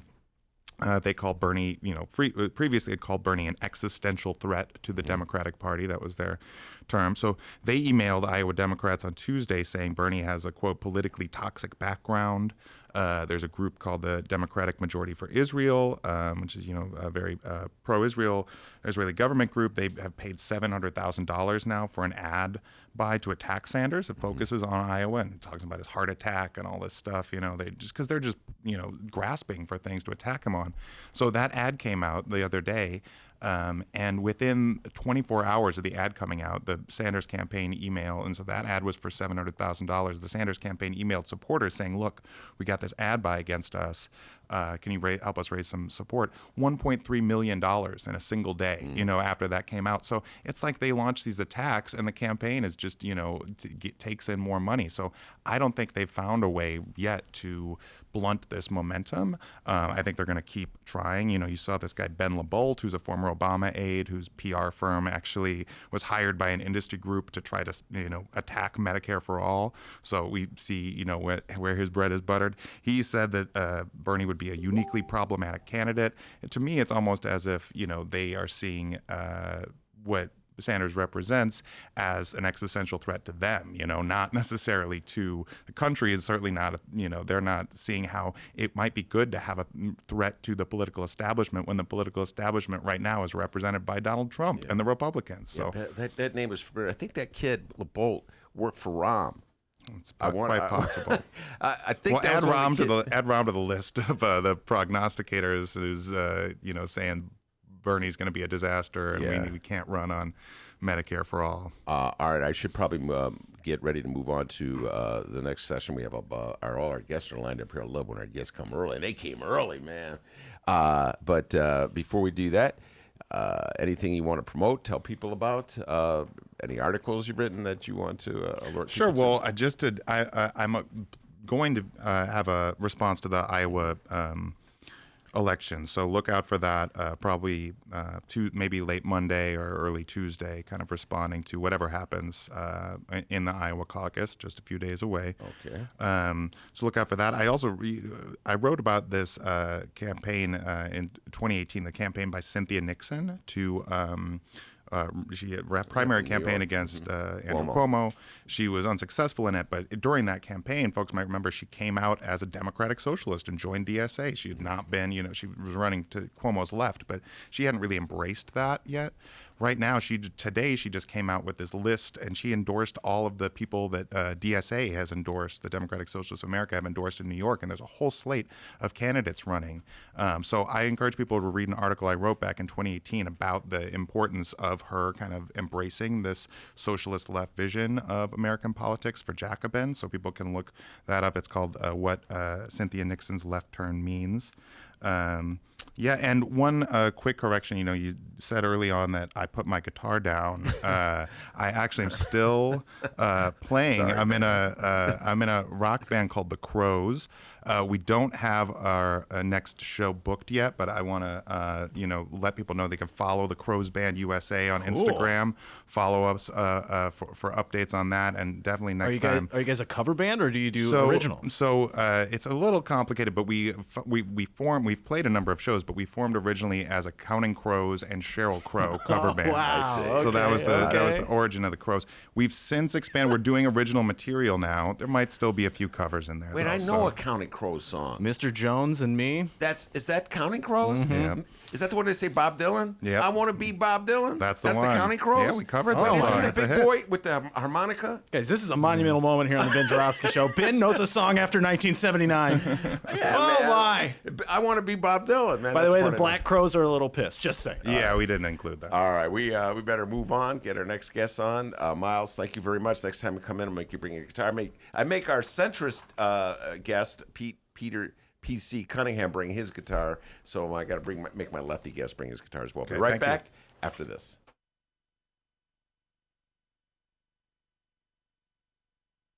Reader to get up to speed on what's what in Chicago. Culture, food, arts and entertainment, weekly concert listings, weekly event listings, the environment, travel. I can continue, but you get the point. And for all of you Chicago political junkies, raw weekly columns on real city politics from Maya Dukmasova and our very own Ben Joravsky. The Chicago Reader, free to the public in newsstands throughout the city and online at chicagoreader.com. Read it now and be a more informed Chicagoan. I think progressives are really where the energy is right now. And I think if you can expand the electorate, which is what we saw in 2008, bringing out new voters, particularly brown and black voters, young voters, energize the base where you don't have to change your message much, right? Just go out and get those voters excited. We can win. Hold on, Ron. I saw you shaking your head real quick. What's the rebuttal here? Well, first of all, Donald Trump is going to do a great job turning out our vote. And in 2008, as well as in 92, 96, and in 12, is because both Bill Clinton and Barack Obama brought other people, not just people in the party, other people to the party.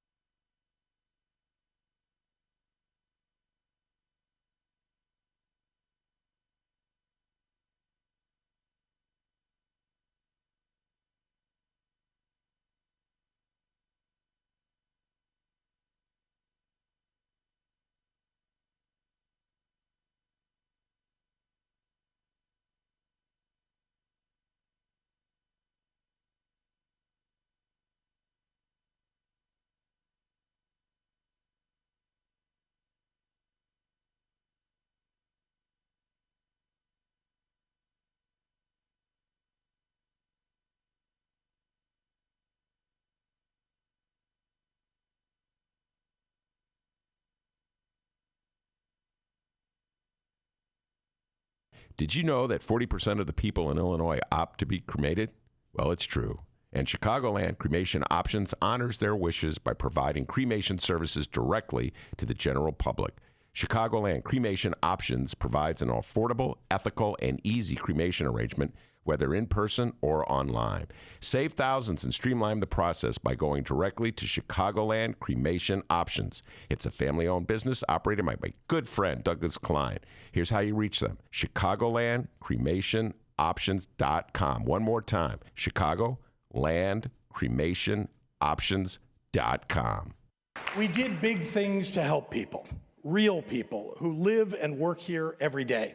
We raised the minimum wage. We advanced equal pay for women and minorities, provided millions of Illinoisans relief from high interest on consumer debt, and expanded health care to tens of thousands more people across our state. We are reaffirming that our most important commitments are to our children and their education.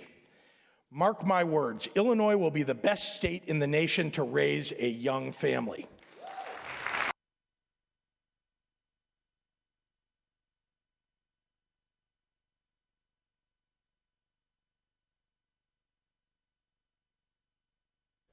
Hey, everybody, how's it going? I think we're ready for hour number 2. Ben, are you ready for hour number 2? Yes, sir. All right. Hour number 2 of your Ben Joravsky Show for Thursday, January 30th is just moments away. But before we get into that, we got to thank the following unions once again for jumping on board and sponsoring this program. We love these people. Unions like the International Association of Machinists and Aerospace Workers, Local 126 and District 8. The International Brotherhood of Electrical Workers, Local 9, sponsor this program. The International Union of Operating Engineers, Local 150 are sponsors, as well as our dear friends at the Chicago Federation of Labor. Hour number 2. Let's go.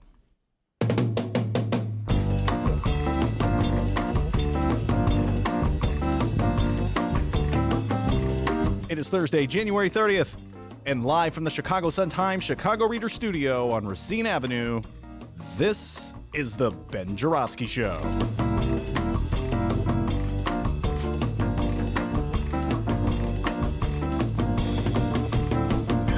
In this hour of the program, it's the return of Joshua Smyser Deleon, and we're talking all things recreational cannabis with Lisa Solomon and mystery guest. And now your host, recreational cannabis smoker. Well, formerly. Not since 1979. Actually, technically, I believe the year I last indulged was 81. Chicago Reader columnist Ben Joravsky. Let's get it straight. Our mystery guest that Lisa Solomon, our reefer expert, is brought in. Turns out I have a college connection with one of them. I went to college with one of them's brother, which I can't believe. But I'm going to refrain from going down the path and to remember the old days and blah, blah, blah. I'm going to focus on Joshua Smyser Deleon, who's sitting in the studio, the host of the Passeon podcast. Before we do that, you got an update for me, young man? Actually, here, less of an update, more of a question here. Coming up, we're going to be talking recreational cannabis. It's a reoccurring segment here on the Ben Joravsky Show, a segment that we've been having trouble titling. So we are going to you at the live stream chat room to help us out here in titling this segment. We've been going back and forth, all right? And, you know, we don't want to call it reefer. Ben calls it reefer a lot. We don't want to do that. We want to get the word cannabis in here, all right? We want to take this segment seriously. Oh, man. And so I have a few that I've been thinking of here, but we'll... Once we get to the segment, we'll talk about it. But if you're listening on the live stream chat, please weigh in with some ideas on some possible titles for a reoccurring cannabis segment on the Ben Joravsky Show. Ben Joravsky's Cannabis Corner is one of them. That's not bad. That's pretty good. Oh, Canna do? Canna do? Is that like Xanadu? Yeah, Xanadu. Yeah. Canna do? Oh, we got Kathy. Kathy says, did Ben inhale? Yeah. Good times. That's a $1 million question right there. You're getting the blue Mustang for that one, man. That is a great one. A lot of inhaling was going on in the 70s, yes. So help us out. We're going to be doing our reoccurring cannabis segment. That's hilarious. Looking for a title. Man. Looking for a good title. Did Ben inhale? A lot. Yes. Big time. A lot of inhaling going on. Thanks for joining us, Kathy. And feel free to join us on the YouTube live stream chat if you're listening live. It's the Chicago Sun-Times YouTube channel. Just click on the little chat room and start typing. All right, very good. No, I'm gonna start calling it cannabis. You know, as I said before, whenever I hear cannabis, it always reminds me when black people call white people Caucasians. I'm like, oh, we're like, this is the official word, okay? Caucasian. Everybody Caucasians, cannabis, but whatever. Okay, times change. I'm gonna get with it, Lisa Solomon. She's like, get with it, Ben. All right, so I'm gonna do what Lisa says.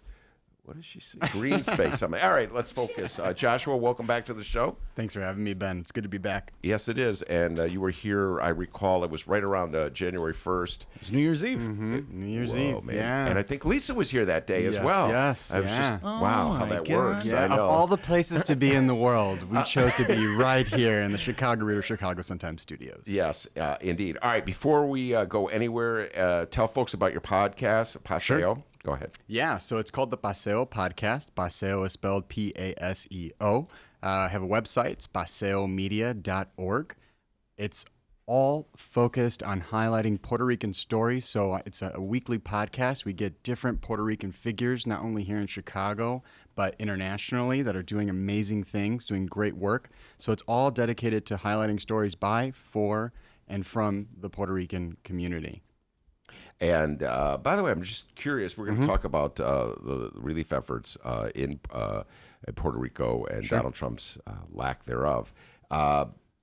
What's your sense of how the Puerto Rican vote is going in this upcoming election? Or do you have a sense that there's any one candidate that Puerto Rican voters are favoring? That's an interesting question. I think when it comes to any cultural or ethnicity group, it's hard to look at them as a monolith.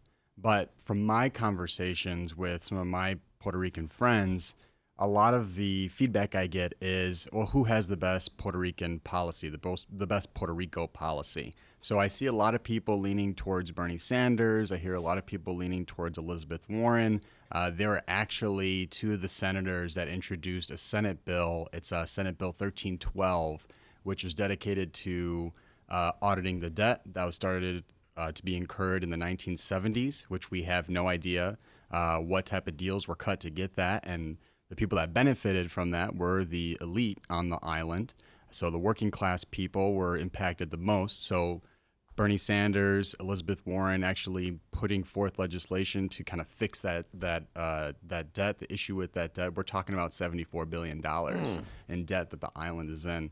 Again, also taking into consideration what particular individuals or organizations are pumping money into certain campaigns. I know Pete Buttigieg actually has one of his donors who's a part of a big vulture capitalist hedge fund, and they have a ton of stake in Puerto Rico's debt. But again, the people that suffer from that are the working class people. So that's just from my circle of people that I talk to. I haven't heard anybody officially endorse them. You might get some Puerto Ricans out there that may lean a bit more conservative or may lean towards statehood, that want to support certain candidates that are going to benefit them the most politically and financially.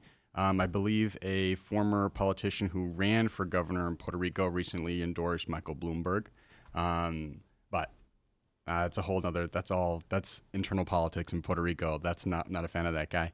But yeah, I'd say it's definitely coming down to Warren and Sanders. Wow. Yeah, Sanders more so than Warren. And I know I was teasing you on the phone today. I was making everybody who comes in the show, not our next guest, don't worry, come up with their top three. Yeah. I'm easy on you. I'm going to make you do a top five.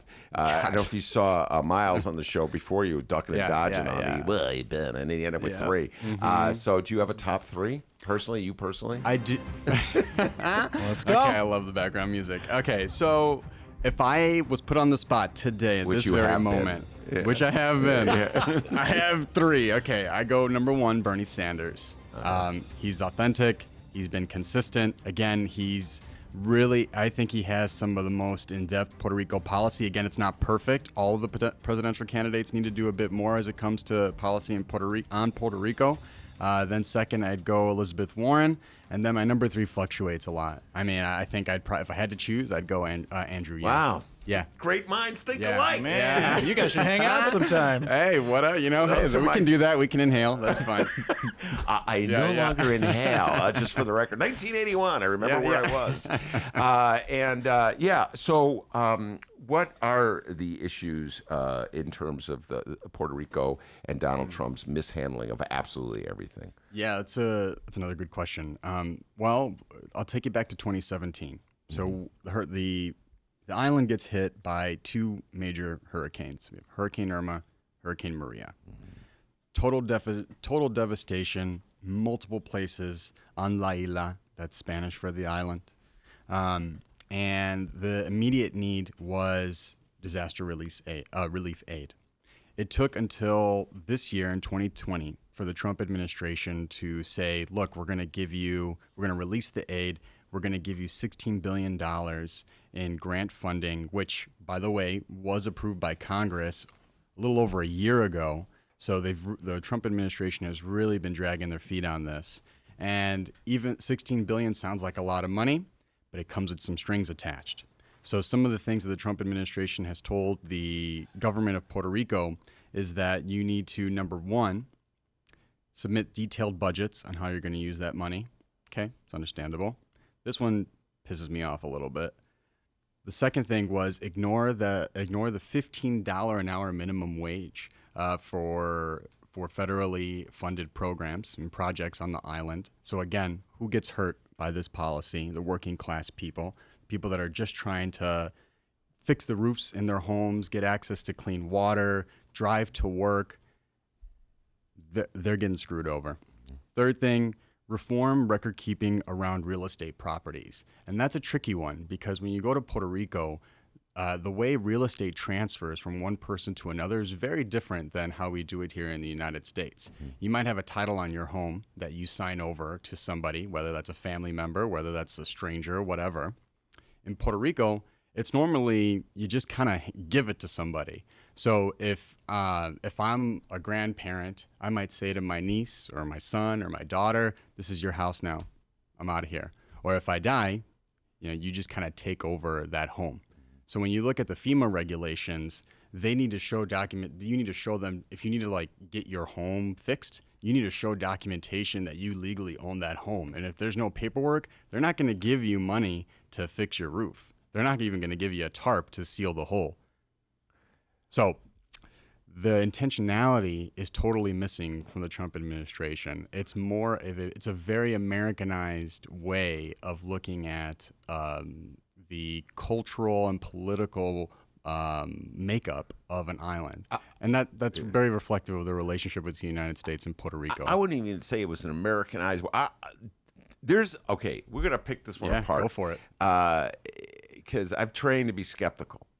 So we talked about this earlier. We were talking about J.B. Pritzker's speech.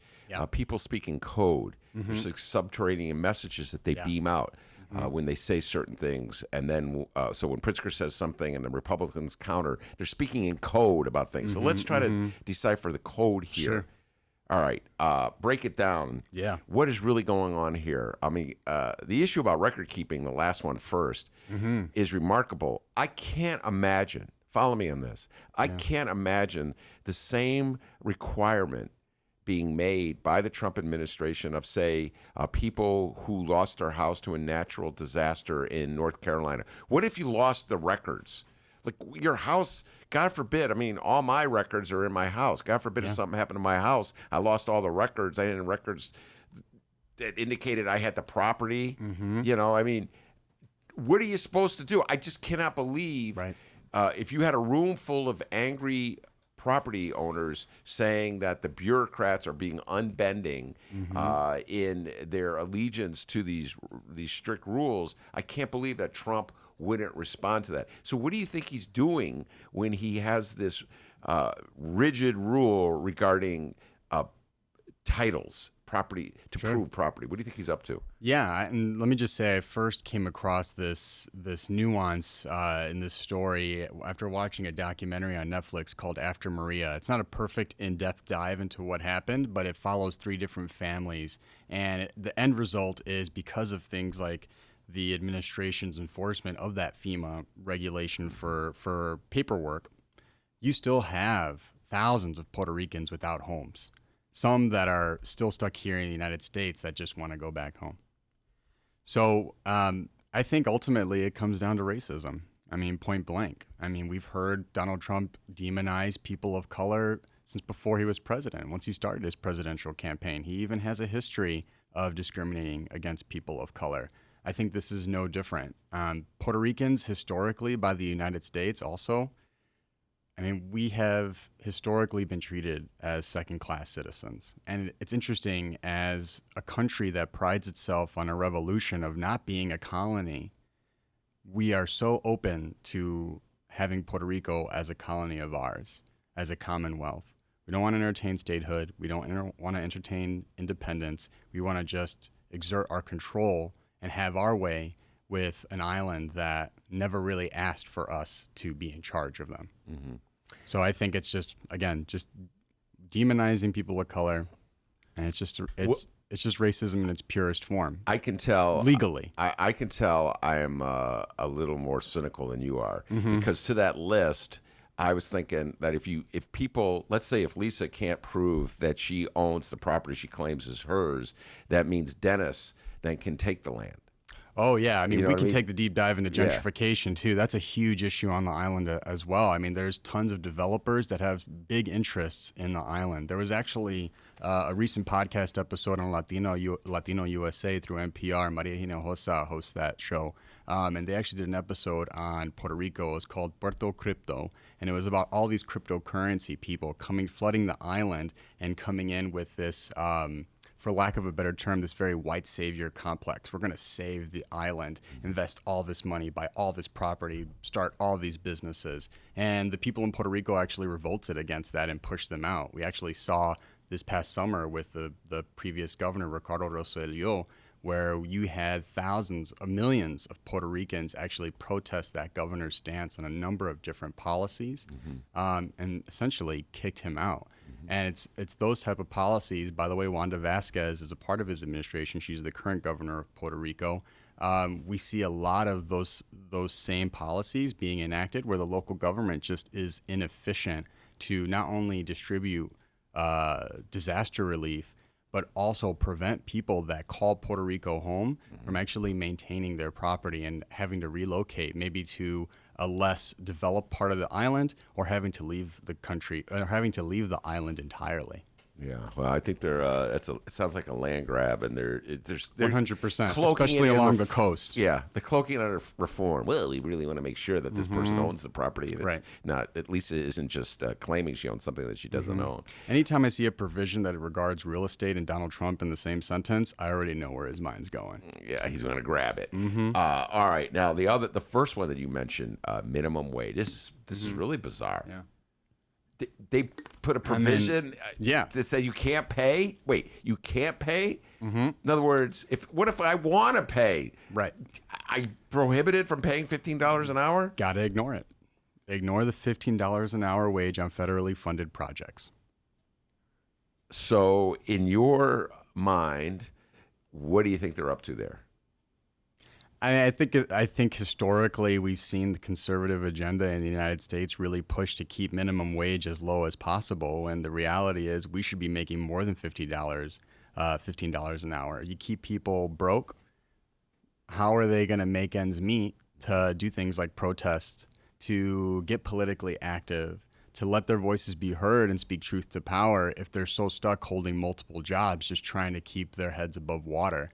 You keep people broke, you're keeping them occupied, and they can't pay attention adequately to the real things that can affect them on a macro level because they're so stuck in the micro things that really may take up their day-to-day, which is putting food on the table, keeping the lights on. Well, if you keep wages below $15 an hour, and yet you've set aside billions of dollars to reconstruct the island, that means you're guaranteeing more money for the people who own the companies, Exactly. as opposed to the people who work for it. That's how my cynical mind breaks it down. What's your thoughts on that? Yeah, no, I think you're onto something there. I think you're absolutely right. I mean, you keep money out of the pockets of working class people, and you put it in the pockets of people that really don't need the extra assistance. It's essentially corporate welfare.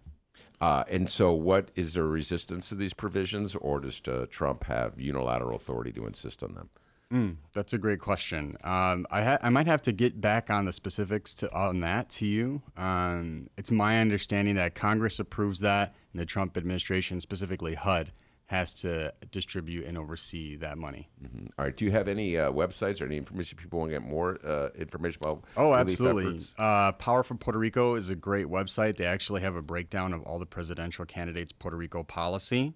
Latino Rebels is a great site. That's a Latinx news outlet. I keep up with a lot of my news from there. You can also follow me on Twitter and Facebook at Paseo Podcast, PASEO Podcast. I'm always sharing a number of different news outlets that talk about Puerto Rico news. In fact, last week we found out that there was a bunch of people in a municipality. There's 78 municipalities in Puerto Rico. One of the municipalities, it's called Ponce, a number of people actually broke into a warehouse there and discovered that there was an entire warehouse, probably the size of the Sun-Times building here, that just had piles upon piles of Hurricane Maria relief aid that was never distributed by the local government. So it's a little bit of updating you on Puerto Rico news. It's a little bit of politics. It's a little bit of updating you on not only what's happening between the relationship between the United States and Puerto Rico, but specifically in these municipalities. The last website that I'll suggest for people to go to, and this directly relates to Chicago's work on bringing relief after, well, I think we're close to 2,000 earthquakes at this point since December 28th that have hit Puerto Rico. We have a local Chicago chapter of what's called the Puerto Rican Agenda. You can find out more about them at PuertoRicanChicago.org. Again, that's PuertoRicanChicago.org. You can volunteer. You can donate money. And the mission is to work directly with the local governments, not the government of the entire island, but the local governments in each of those municipalities, and working hand in hand with those community organizations to provide relief directly to the places, neighborhoods, pueblos that need it the most. If you want to get involved, you can come to the Puerto Rican Agenda meeting. It just so happens this timed out really well. It's this Saturday at Roberto Clemente High School starting at 8:45 a.m. Roberto Clemente High School is located at the intersection right on the corner of Western and Division Street. Just come on in. Everybody's welcome to the Puerto Rican Agenda meeting. I think we're going to have a special guest there too. I think Miguel de Valle is going to come by. So come by, figure out how you can get involved directly after. There's a fundraiser where we'll have a Boricua Film Festival. So we're going to have Puerto Rican films played. We'll have musical acts. We're going to have vendors, artists, where all the proceeds are going to go to earthquake relief efforts. And then final thing, this Sunday, February 2nd at the Wild Hare in Lincoln Park for the Super Bowl and to raise money for earthquake relief efforts. 100% of the proceeds go to earthquake relief efforts. It's going to be stand-up comedy, live performances, and just a big party with people that really care about Puerto Rico here in the diaspora. Awesome. And I was just going to ask your podcast now. It comes out weekly? It comes out weekly, yeah. We're going to drop an episode tonight. We actually had, last week, we had the VP of Policy at the Erickson Institute to talk about early childhood education. She's also the co-chair of the Puerto Rican Agenda. Her name's Cristina Pasiones Zayas. Awesome individual. That was last week, so definitely you can listen to that right now. And then later tonight, I'm dropping another episode with the creator of her own brand. It's called La Maestra, or Shop La Maestra. Her name's Sabrina Alicea. Not only is she an entrepreneur, she is a Boricua with an Ivy League degree, graduated from Harvard University. She's a CPS teacher. She teaches 7th grade, and she's a member of CTU Local 1. Well, as you can hear, our friend Joshua is a hustler, so you're doing your thing here, buddy. So for anybody who wants to listen to the podcast, just tell them, what website to go to. I mean, you can get it on Apple, Google Play, and all that, right? Yeah, wherever you stream your podcasts, the Paseo Podcast is there. But you can find everything at paseomedia.org. But yeah, iTunes, Google Podcasts, Spotify, Stitcher, iHeartRadio, TuneIn, all that good stuff, it's there. All right, very good. Appreciate it very much, Joshua. Lisa Simon on deck with her mystery guests. We'll take a break and bring her on right after this.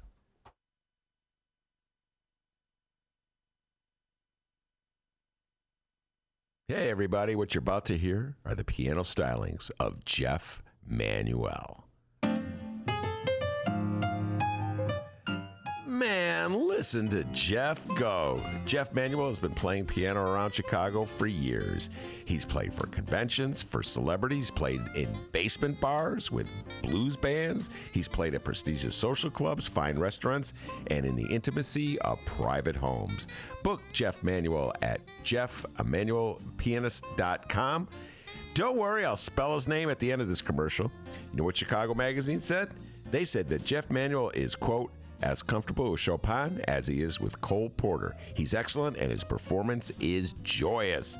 He offers an elegant stream of compositions and interpretations that entertains the mind but won't hurt the ears. To hear more of Jeff Manuel's work and to book Jeff for your next event, go to jeffmanuelpianist.com. I'm going to spell it out for you, people. J-E-F-F. M as in Mary, A, N as in Nancy, UELPIANIST.com. Take it away, Jeff Manuel.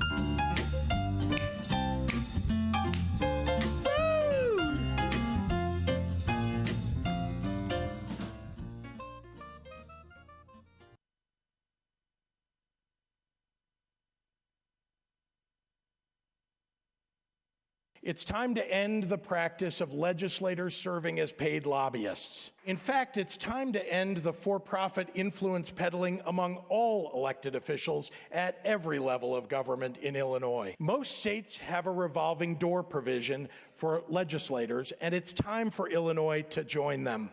Elected officials shouldn't be allowed to retire and immediately start lobbying their former colleagues. It's wrong, and it's got to stop. There are many more ethics reforms that must be addressed this spring, and I expect the legislature's Bipartisan Ethics Commission to issue its report in the next 8 weeks.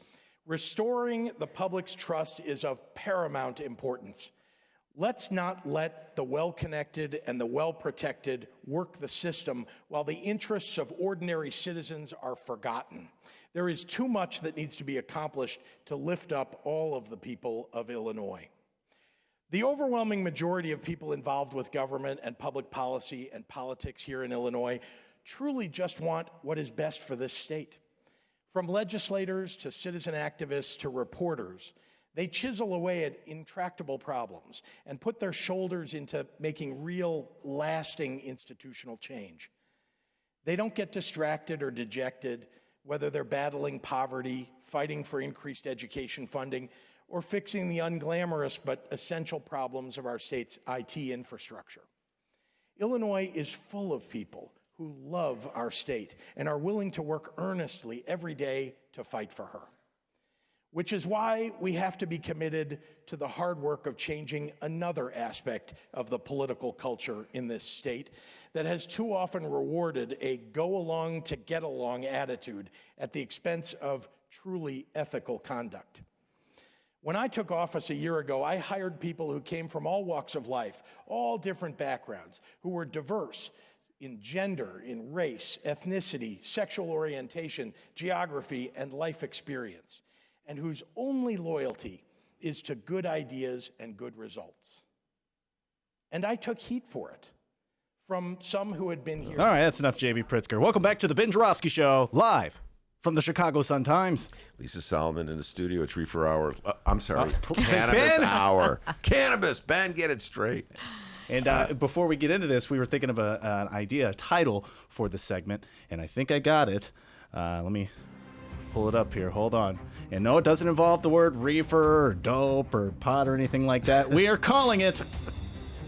Wait, hold on. Where's it at? Hold on. I have it here. Hold on. Just hang tight with me here. Okay. Oh, boy, we got a lot of people waiting. So anyone who thinks they sent in a good idea, send it again. It's time for your recreational cannabis crash course.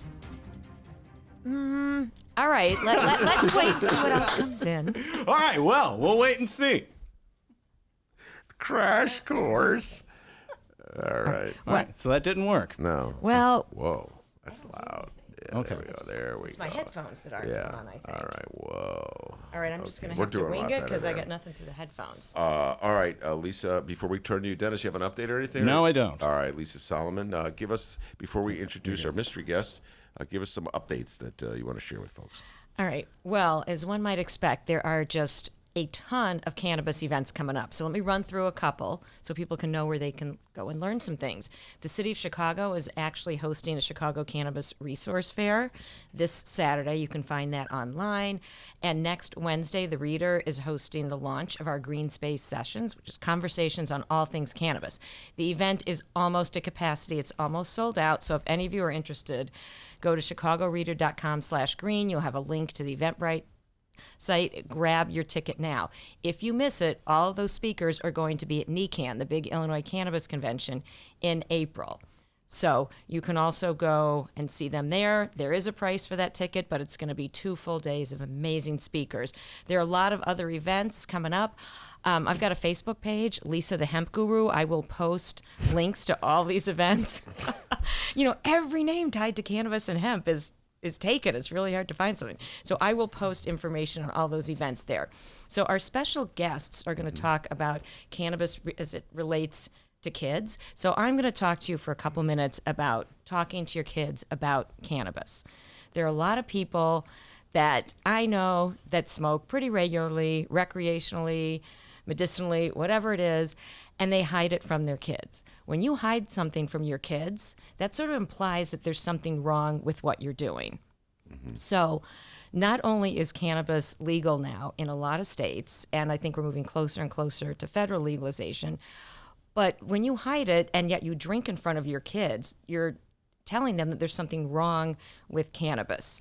And I don't want to take up too much time because we've got our special guest here today, but there are kids that are on cannabis for medical reasons, kids that have not been able to find relief from symptoms or improvement from whatever disease they were dealing with, except with cannabis. So we need the kids to understand this is life-saving medication for some people. And you don't want to demonize it. You can talk to them, hey, just like alcohol, you shouldn't have it till age 25. It interferes with the development of the frontal lobe. I'm not saying encourage your kids to use it, but talk to them and help them respect it. All right, look, before we get to the mystery guest, let me this is one of my favorite themes that you've triggered here, all right? And I love making fun. When I was teasing the Tribune, when the reefer first became legal in the state of Illinois, and the headline was, what are you going to tell your kids about pot? And I had to laugh, Lisa Solomon, because there are so many complicated, inexplicable things in the world that a parent has to deal with a kid. I don't even think reefer, cannabis, marijuana, whatever you want to call it, is in the top 50. You know what the problem with talking to kids? Why did you, if you smoke it, why did you look the other way while it was illegal for all those years? That's the inconsistency that parents cannot talk about to their kids. Like, they pretend as though it's this horrible, illegal, evil thing, and yet they're doing it. So they know it's a freaking lie that our country's been telling us for all these years when it was illegal. That's the inconsistency. So you got to tell your kid, yeah, here's the reality, Lisa Solomon. Sometimes we look the other way. Sometimes we don't take strong stands, even though there are injustices right in front of us. That's the difficult thing to talk about with your kids. Yes, it can also be a political conversation. You can tell your kids this was legal, before it was illegal. Scheduled as a Schedule I drug. When the AMA was pleading with the government not to make it a Schedule I drug, saying we have no other medications to treat some of these ailments. If you look at old Merck manuals and other old medical journals, you see cannabis was legal. So it was legal. So you can talk to your kids about, look at what happened. This was racially motivated, and look at all the lives that have been lost because of this. Yeah. So you need to be an educated consumer, and you need to advocate for what's right. All right, let's introduce our mystery guests. Okay. Your job is to introduce our mystery guests. Go ahead. I have got 2 phenomenal people here, Maureen and Jim Surin. They have been working tirelessly as advocates for medical cannabis. I don't want to try to tell their story for them, but if you've heard of Ashley's Law, these are Ashley's parents, so I'm going to let them share their story now. All right, we'll start with, which one wants to start? Jim, Maureen? Should I start with the truncated history of Ashley? Yes, talk about what led to Ashley's Law. Go ahead. Yeah, I will start with the truncated thing with Ashley's Law. Pretty much Ashley was diagnosed with ALL leukemia at the age of 2 back in 2008. So it was, basically, she had leukemia for 5 years. In 2009, she had a treatment of methyltroxate in her lower back. And that's a spinal injection done by, everyone over there at the hospital and everything. So one afternoon in September of 2009, she had the methyltroxate and it traveled to the back of her brain. My wife was driving home with her one evening, and all of a sudden she looked in the back seat, and our daughter's face was blue. She was non-responsive. Her eyes rolled up in the back of her head, and essentially she was just not responsive. Fortunately, there was a fire station about a half-mile away. EMTs got there quickly, stabilized her. They got her to a hospital, and they got everything hooked up, and everything was fine there. But those seizures from that day, from September of 2009, those seizures lasted 8 years, 1 to 3 times a day. They were sometimes mal seizures. There were some times where she was not responsive. Sometimes she'd have to have head drops, full body drops, everything. And we went up and down on meds for 8 straight years. And there were horrible side effects from some of these meds. Aggressiveness, nausea, obesity, dizziness. And in the process, mind you, this is between the ages of 3 and 5 is when the brain develops really well. The damage to the brain and the thought process or motor skills, she could barely speak. She could barely walk. She was basically, she was deficient in many categories. And that lasted, we brought her up and down on so many meds, went through 2 or 3 healthcare providers. It was just horrific. And then finally, Maureen and I said enough is enough. Okay. Good job, Jim. In 2017, I'll try and take off from where you left off. In 2017, she's, approaching puberty, age 12. And seizures can get pretty difficult to manage in puberty. So Ashley was on 3 medicines, and one day my dear loving husband gave me a break and said, I'm going to take Ashley out for the day. And she collapsed in a grocery store and hit the back of her head and had a concussion, and we had to have brain surgery done on her. And we turned to each other in the hospital and said, we need to do something different. And by God, we did. Sorry, excuse me a minute. So we turned to each other and said, we need to give her a natural diet, a natural medicine. Let's go find that doctor, whoever it may be. And we were so lucky to find Dr. Radin in Lake Bluff and Dr. Bark in Evanston. And they started her on a low-carb diet at home. We didn't have to go into a hospital for days, weeks, months, and put her on a cannabis regime. And wouldn't you know it, the second we even started the low-carb diet, the seizures were diminishing. We gave her the cannabis, the seizures were really, even going away further. And we said, you know what, she still's having them at night. Mm-hmm. And the doctor said she needs full plant. And I said, in English? And she said, more THC. No clue. More. We're rookies at this. We're the nerdiest of all of our brothers and sisters. We're the nerdiest of this. We have no clues. Our brothers and sisters are much more proficient. All right, she said more THC. More THC and full plant. So Yeah. we said, so what does that mean? She said, you can apply for your medical cannabis license for her, and you need 2 doctors for a minor. And we did that. It took a little bit over 100 days, and So our daughter's 2 years seizure-free now, and I'm living a dream with my daughter and my husband, and she's living, not surviving on medicines. So let me get this straight, make sure I understand everything correctly. Mm-hmm. The medication that she was taking to control the side effects of the medication she was taking to control the illness was causing seizures. Do I have that correct? Or Yes. Well, she had ALL, leukemia, blood cancer. Yes. We beat that. But one of the medicines, as Jim mentioned, methotrexate, Yes. she had a high dose of in September of 2009, which was about 9 months into the chemotherapy. Ever since September 2009 till we started the medical cannabis, the seizures have been very difficult to manage. And as puberty came, they got worse. Mm-hmm. So we were adding 1 medicine, 2 medicines, 3 medicines. After the concussion, they were going to add a 4th, and we said, no way, my sister. So we, opted to go a natural route, and it paid. Now, it took a little work. When you how old was your daughter? How old was Ashley when you decided to go to the cannabis way? How old was she? 11 and a half, 12. 11 and a half? Yeah. Was there resistance? Did people try to tell you, no, she's too young. It's too young for medical cannabis? Yeah, I mean, it went through her head like, she is young, but look at all she's been through. How much more can she take of all these pharmaceuticals in her little body that's growing, trying to grow?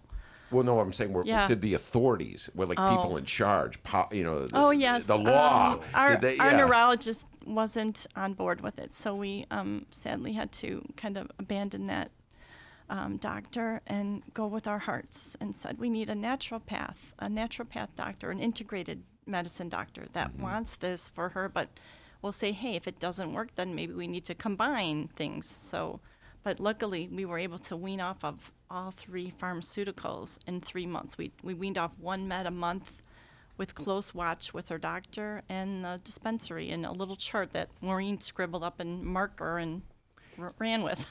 So when you got your daughter the medical marijuana card, was there any resistance from the state because of her age? No, the state really, no, because she had all these qualifiers of a concussion and cancer and epilepsy. So you want to talk about the school issue with her medicine? The school, yes, we were able to control it, and then our superintendent and our doctor of our district said, I'm really sorry, it's federally illegal. And I said, well, then what do I do? What are my daughter's rights here? And they said, we get it. We want to help you out. So, do what you need to do in your heart. And so we consulted an attorney, and it went our way. We were just lucky that, her IEP, says she needs an IEP in school, and she needs her medicine. And our fight was with the state, not really with the school, because the school was afraid to lose, funding and have protection and give her something, federally illegal. So we said, well, then let's, do we have to move? What do we do? We didn't want to pack up and move. We love Illinois. Yeah.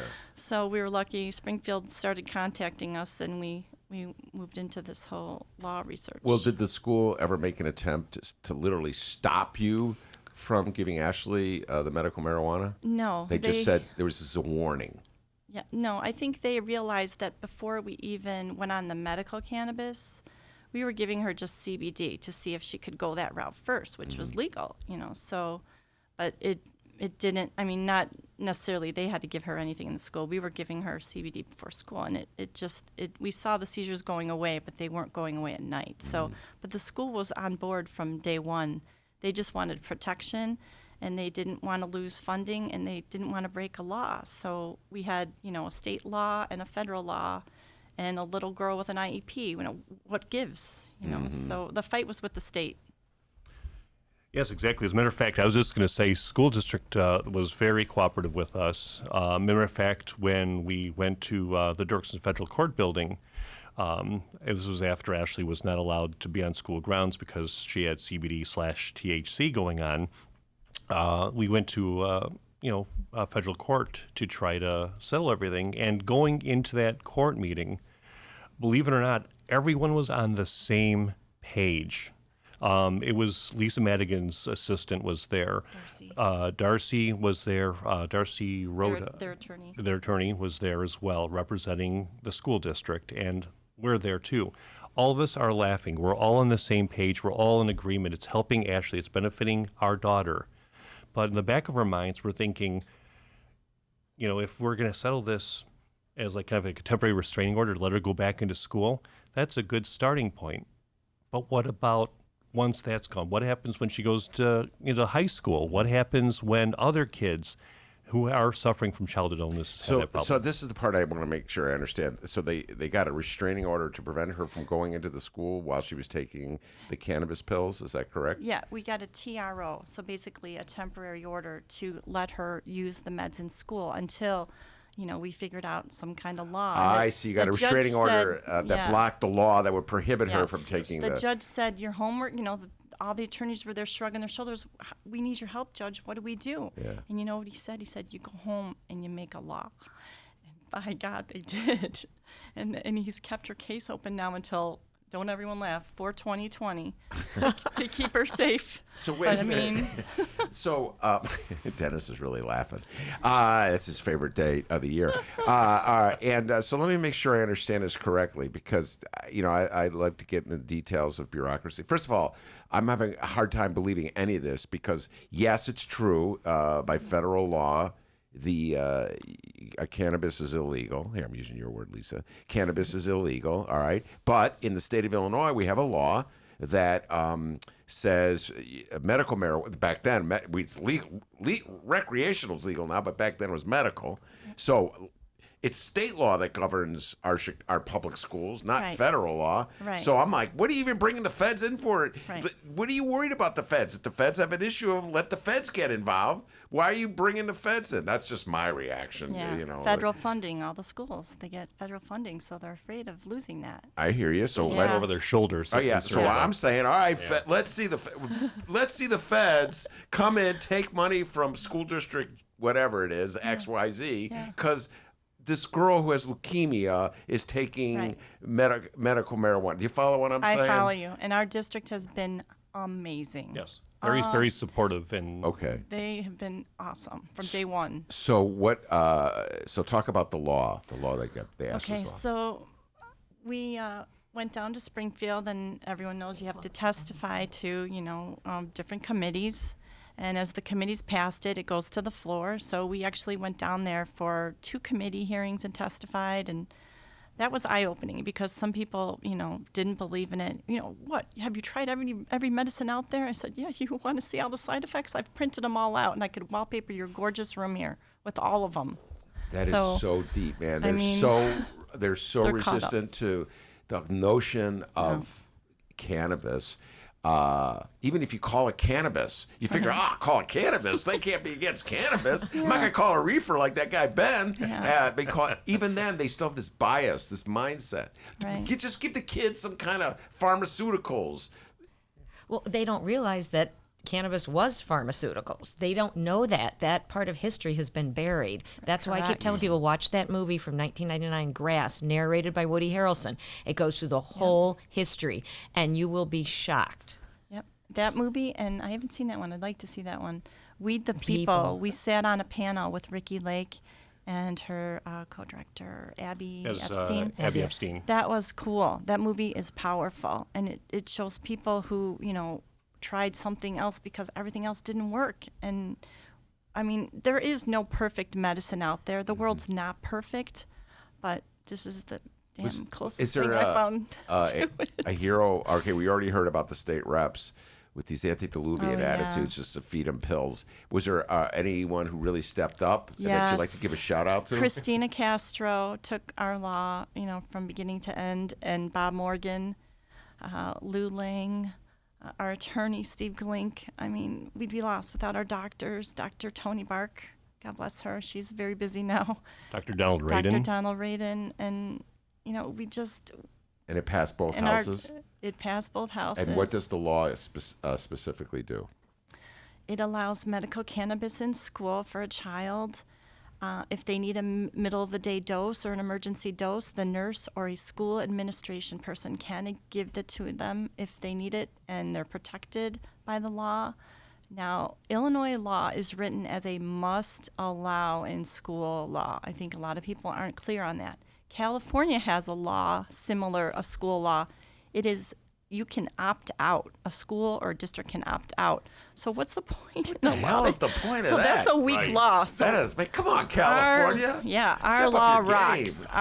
Districts cannot, step out. I repeat, cannot opt out. Yeah. And I've heard people having difficulties, so I don't know what there is to understand here, but you can't opt out. I don't know why a district would want to opt out anyway. Probably the nurses. The so nurses are afraid of their licenses being pulled, or, they're concerned about repercussions from a higher level, maybe a federal level. They're still freaking out about it, even though it's a state law. Yeah. I know we do need the federal law to go away. We need that to go away for research. My daughter wants to go back to Disney. Hello, Disney. We want to come back. We're Make-A-Wish alums. We can't come back.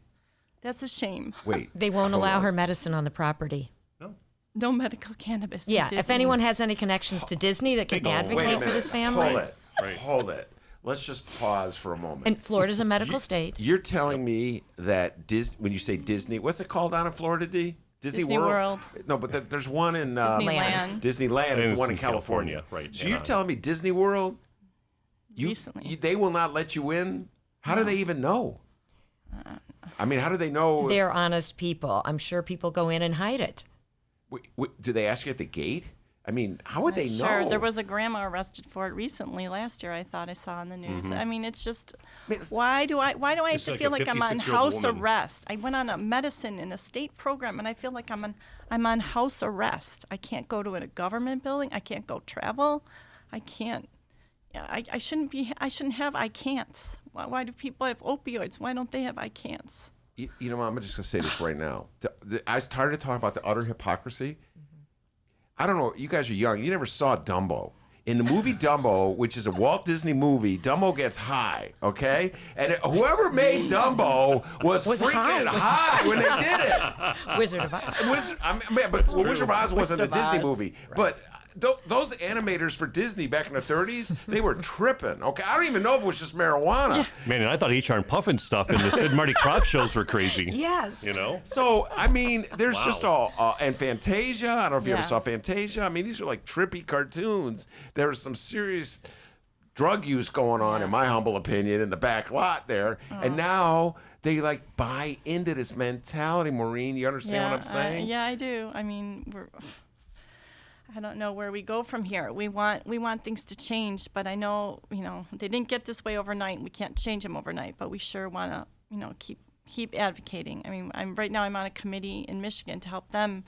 They would like to mirror our law. They have a mother in Michigan who has to park 1,000 feet from her school and go in and give her child his med and go back to her car. I mean, are we on Mars? Is this the United States, or is this? Right. And you're then telling the kids that there's something wrong with this life-saving medication. Right. You're trying to make the kids feel bad. So we need to think about our next generation, empower them. Yes. And adults need to learn. People need to educate themselves. Right. I do believe the whole world's craving education, from my next door neighbor who's a senior to Ashley's teacher to the nurses to us, everybody. Did you want to say something, Jim? I was just going to say, it's one of those things where, it's 2020. What Ashley wears at school is non-obstructive. It's basically it looks like a Band-Aid on her foot, and there's a sock and a shoe over it. We administer a lotion on her wrist as such. And then at night, we give her like a little Dove piece of chocolate, dark chocolate. RSO. Like with RSO, yeah, with like a little push, a little tincture with a little bit more THC to let her rest better at night, to prevent any seizures or any kind of abnormal activity. So completely unobstructive to not just other fellow students. It's not like in this day and age it's like somebody rolling up a joint in a classroom or doing a 6-foot graphic in a classroom. I mean, yeah. It's non-obstructive. It's not going to hurt the students, the teachers, the administrators, the nurses, anybody. Yeah. And people have said she's a different child. She can walk and talk and think better and process better.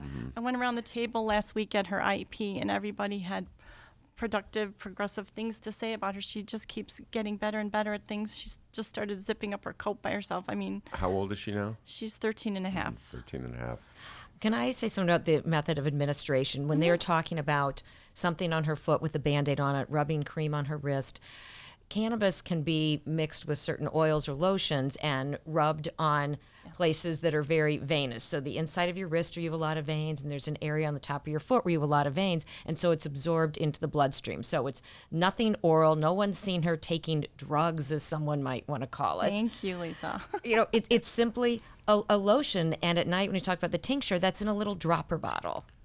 And they just put a few drops on the chocolate. And there's been no repercussions that we've had with either the school or the state or anything. I mean, it's just been like living a dream. And just to get her off of 3 neuromeds at her age, I mean, that's a gift. And this plant is saving people's lives. And the thing that's really frustrating, Ben, is that imagine if you're a parent or a single parent or parents far away from school. What if there's a medical emergency and for some reason in another state or somewhere where it's not being, there's a law in place, what happens if that kid has some kind of a life-threatening situation, and it depends on the medical cannabis to be administered there on the spot? What kind of conscience is going to be in their back of their minds when something like that happens? No, listen, guys, we started off the show on my pet peeve of what to tell your kid about legalized cannabis.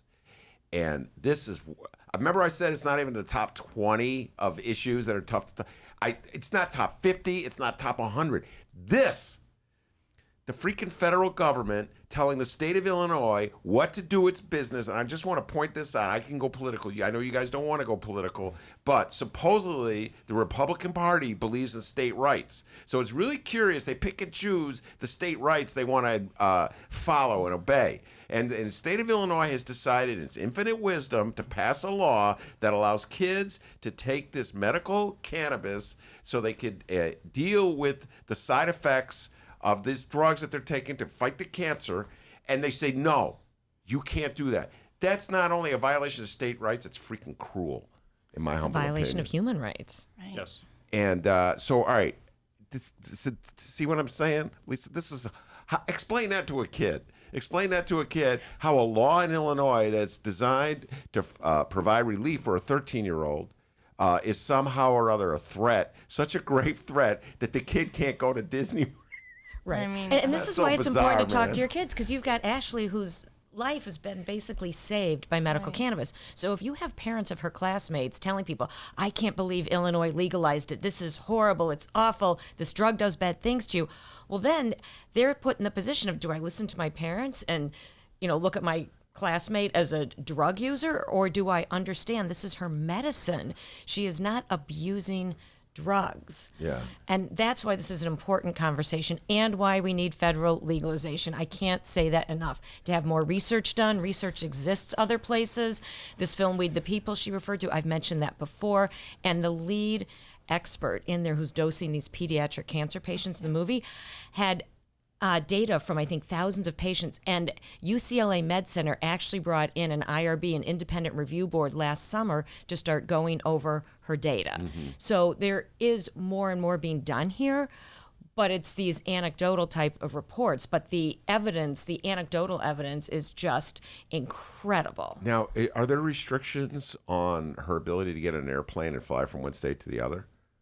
Yeah, you're not supposed to cross, state lines. So, I mean, why am I on house arrest? That's what I want to ask the federal government. Why am I in house arrest, or the state? I mean, for this program, we should not be limited to stay in our confines of our own state because of a medicine. If they want to obey the law, they cannot travel. And there are a lot of families, a lot of individuals, adults and children, in this position. And it's absurd to me. But then yet they have the program set up so there's reciprocation in states. So wait a minute, why is there reciprocation in the program, but then you can't cross the state Wait, time out. line? The state of Illinois law has reciprocation. Is that what you're saying? Some states have reciprocity. No. Very few do. They are allowed to, meaning if you're an Illinois card holder, you can go to a different state and use it. But I've asked a few, and they all say, well, technically we can, but it's not really set up. But still, you need it on the airplane. They can't fly across the country without the medicine. You'd fly without it as a risk to your health, and then say, oh, I hope I can get it in this reciprocated state. And you don't maybe know not. that you can get the same medicine in that other state. Exactly. And are there other states that you cited Michigan? Are there other states where this is has been an issue right now? It's been an issue you can think of where parents are fighting with state officials or school officials to allow their children to get. Michigan, there's a mom there I'm a friend with, and we're working on a law with her, with her and her legislators, and they want to mirror our law. Our law is strong. It is a must allow, whereas other states are opt out. What's the point in making a Come law? on, California. That's pathetic. And it's like, and then here's the weird thing about a Marine, California. They're basking in recreational marijuana.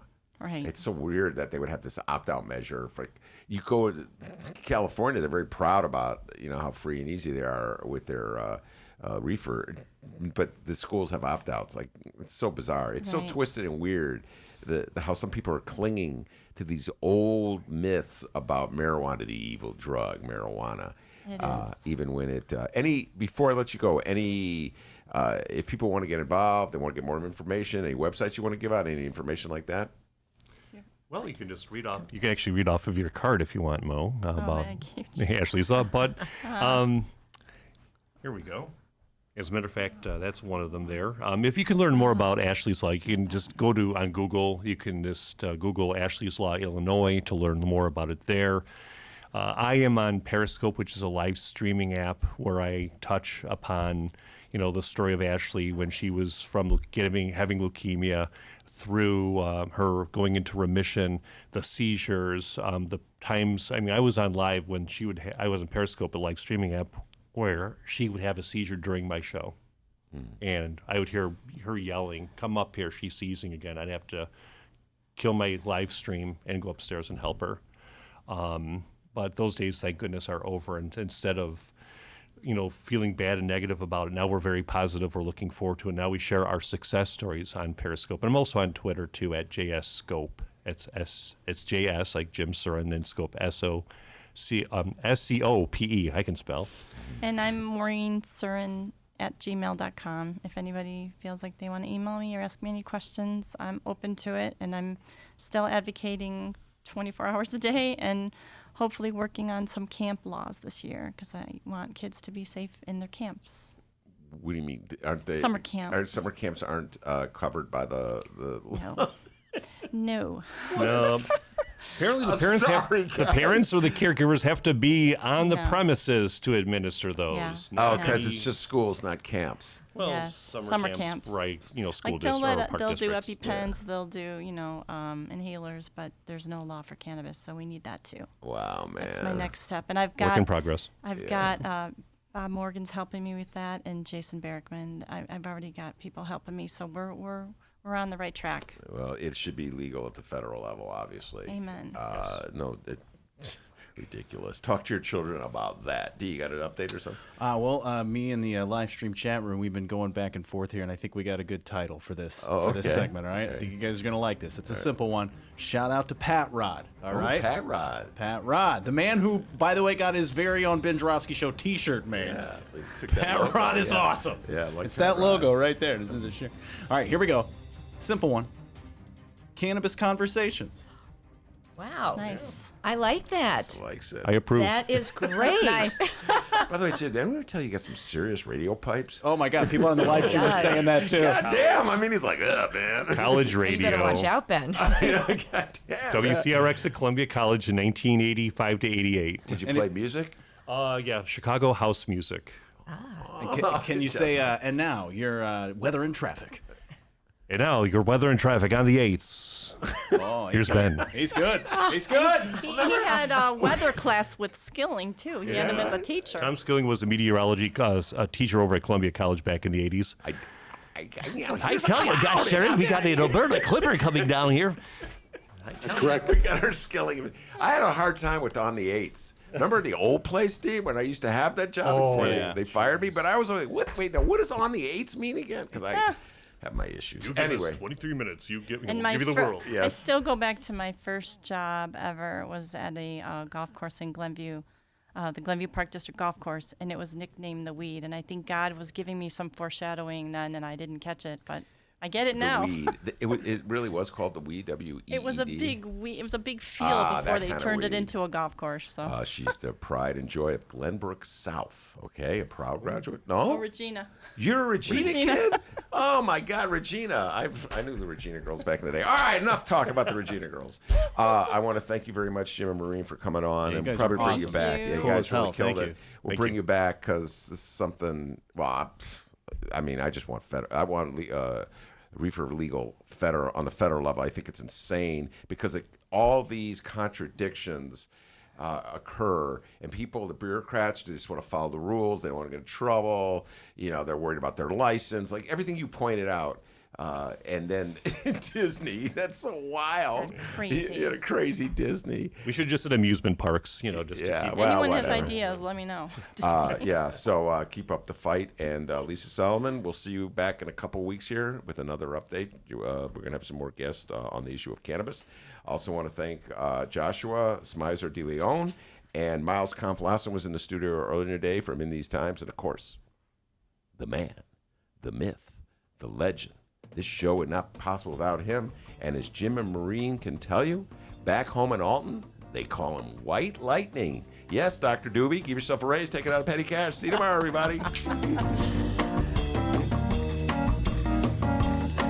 Hey, and remember, you can download previous Ben Joravsky shows and Benny J bonus interviews at both Chicago Sun-Times and Chicago Reader websites and wherever else you download your favorite podcast. Downloaders, we live stream this show. It's true. Tuesdays through Fridays, 1 until 3 p.m. Central Time at both Chicago Sun-Times and Chicago Reader websites. Oh, and the Chicago Sun-Times YouTube channel.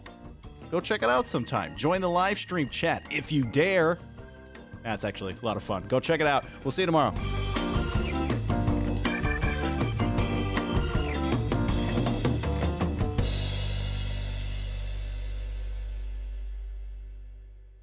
Big problems become big problems when you let small problems sit.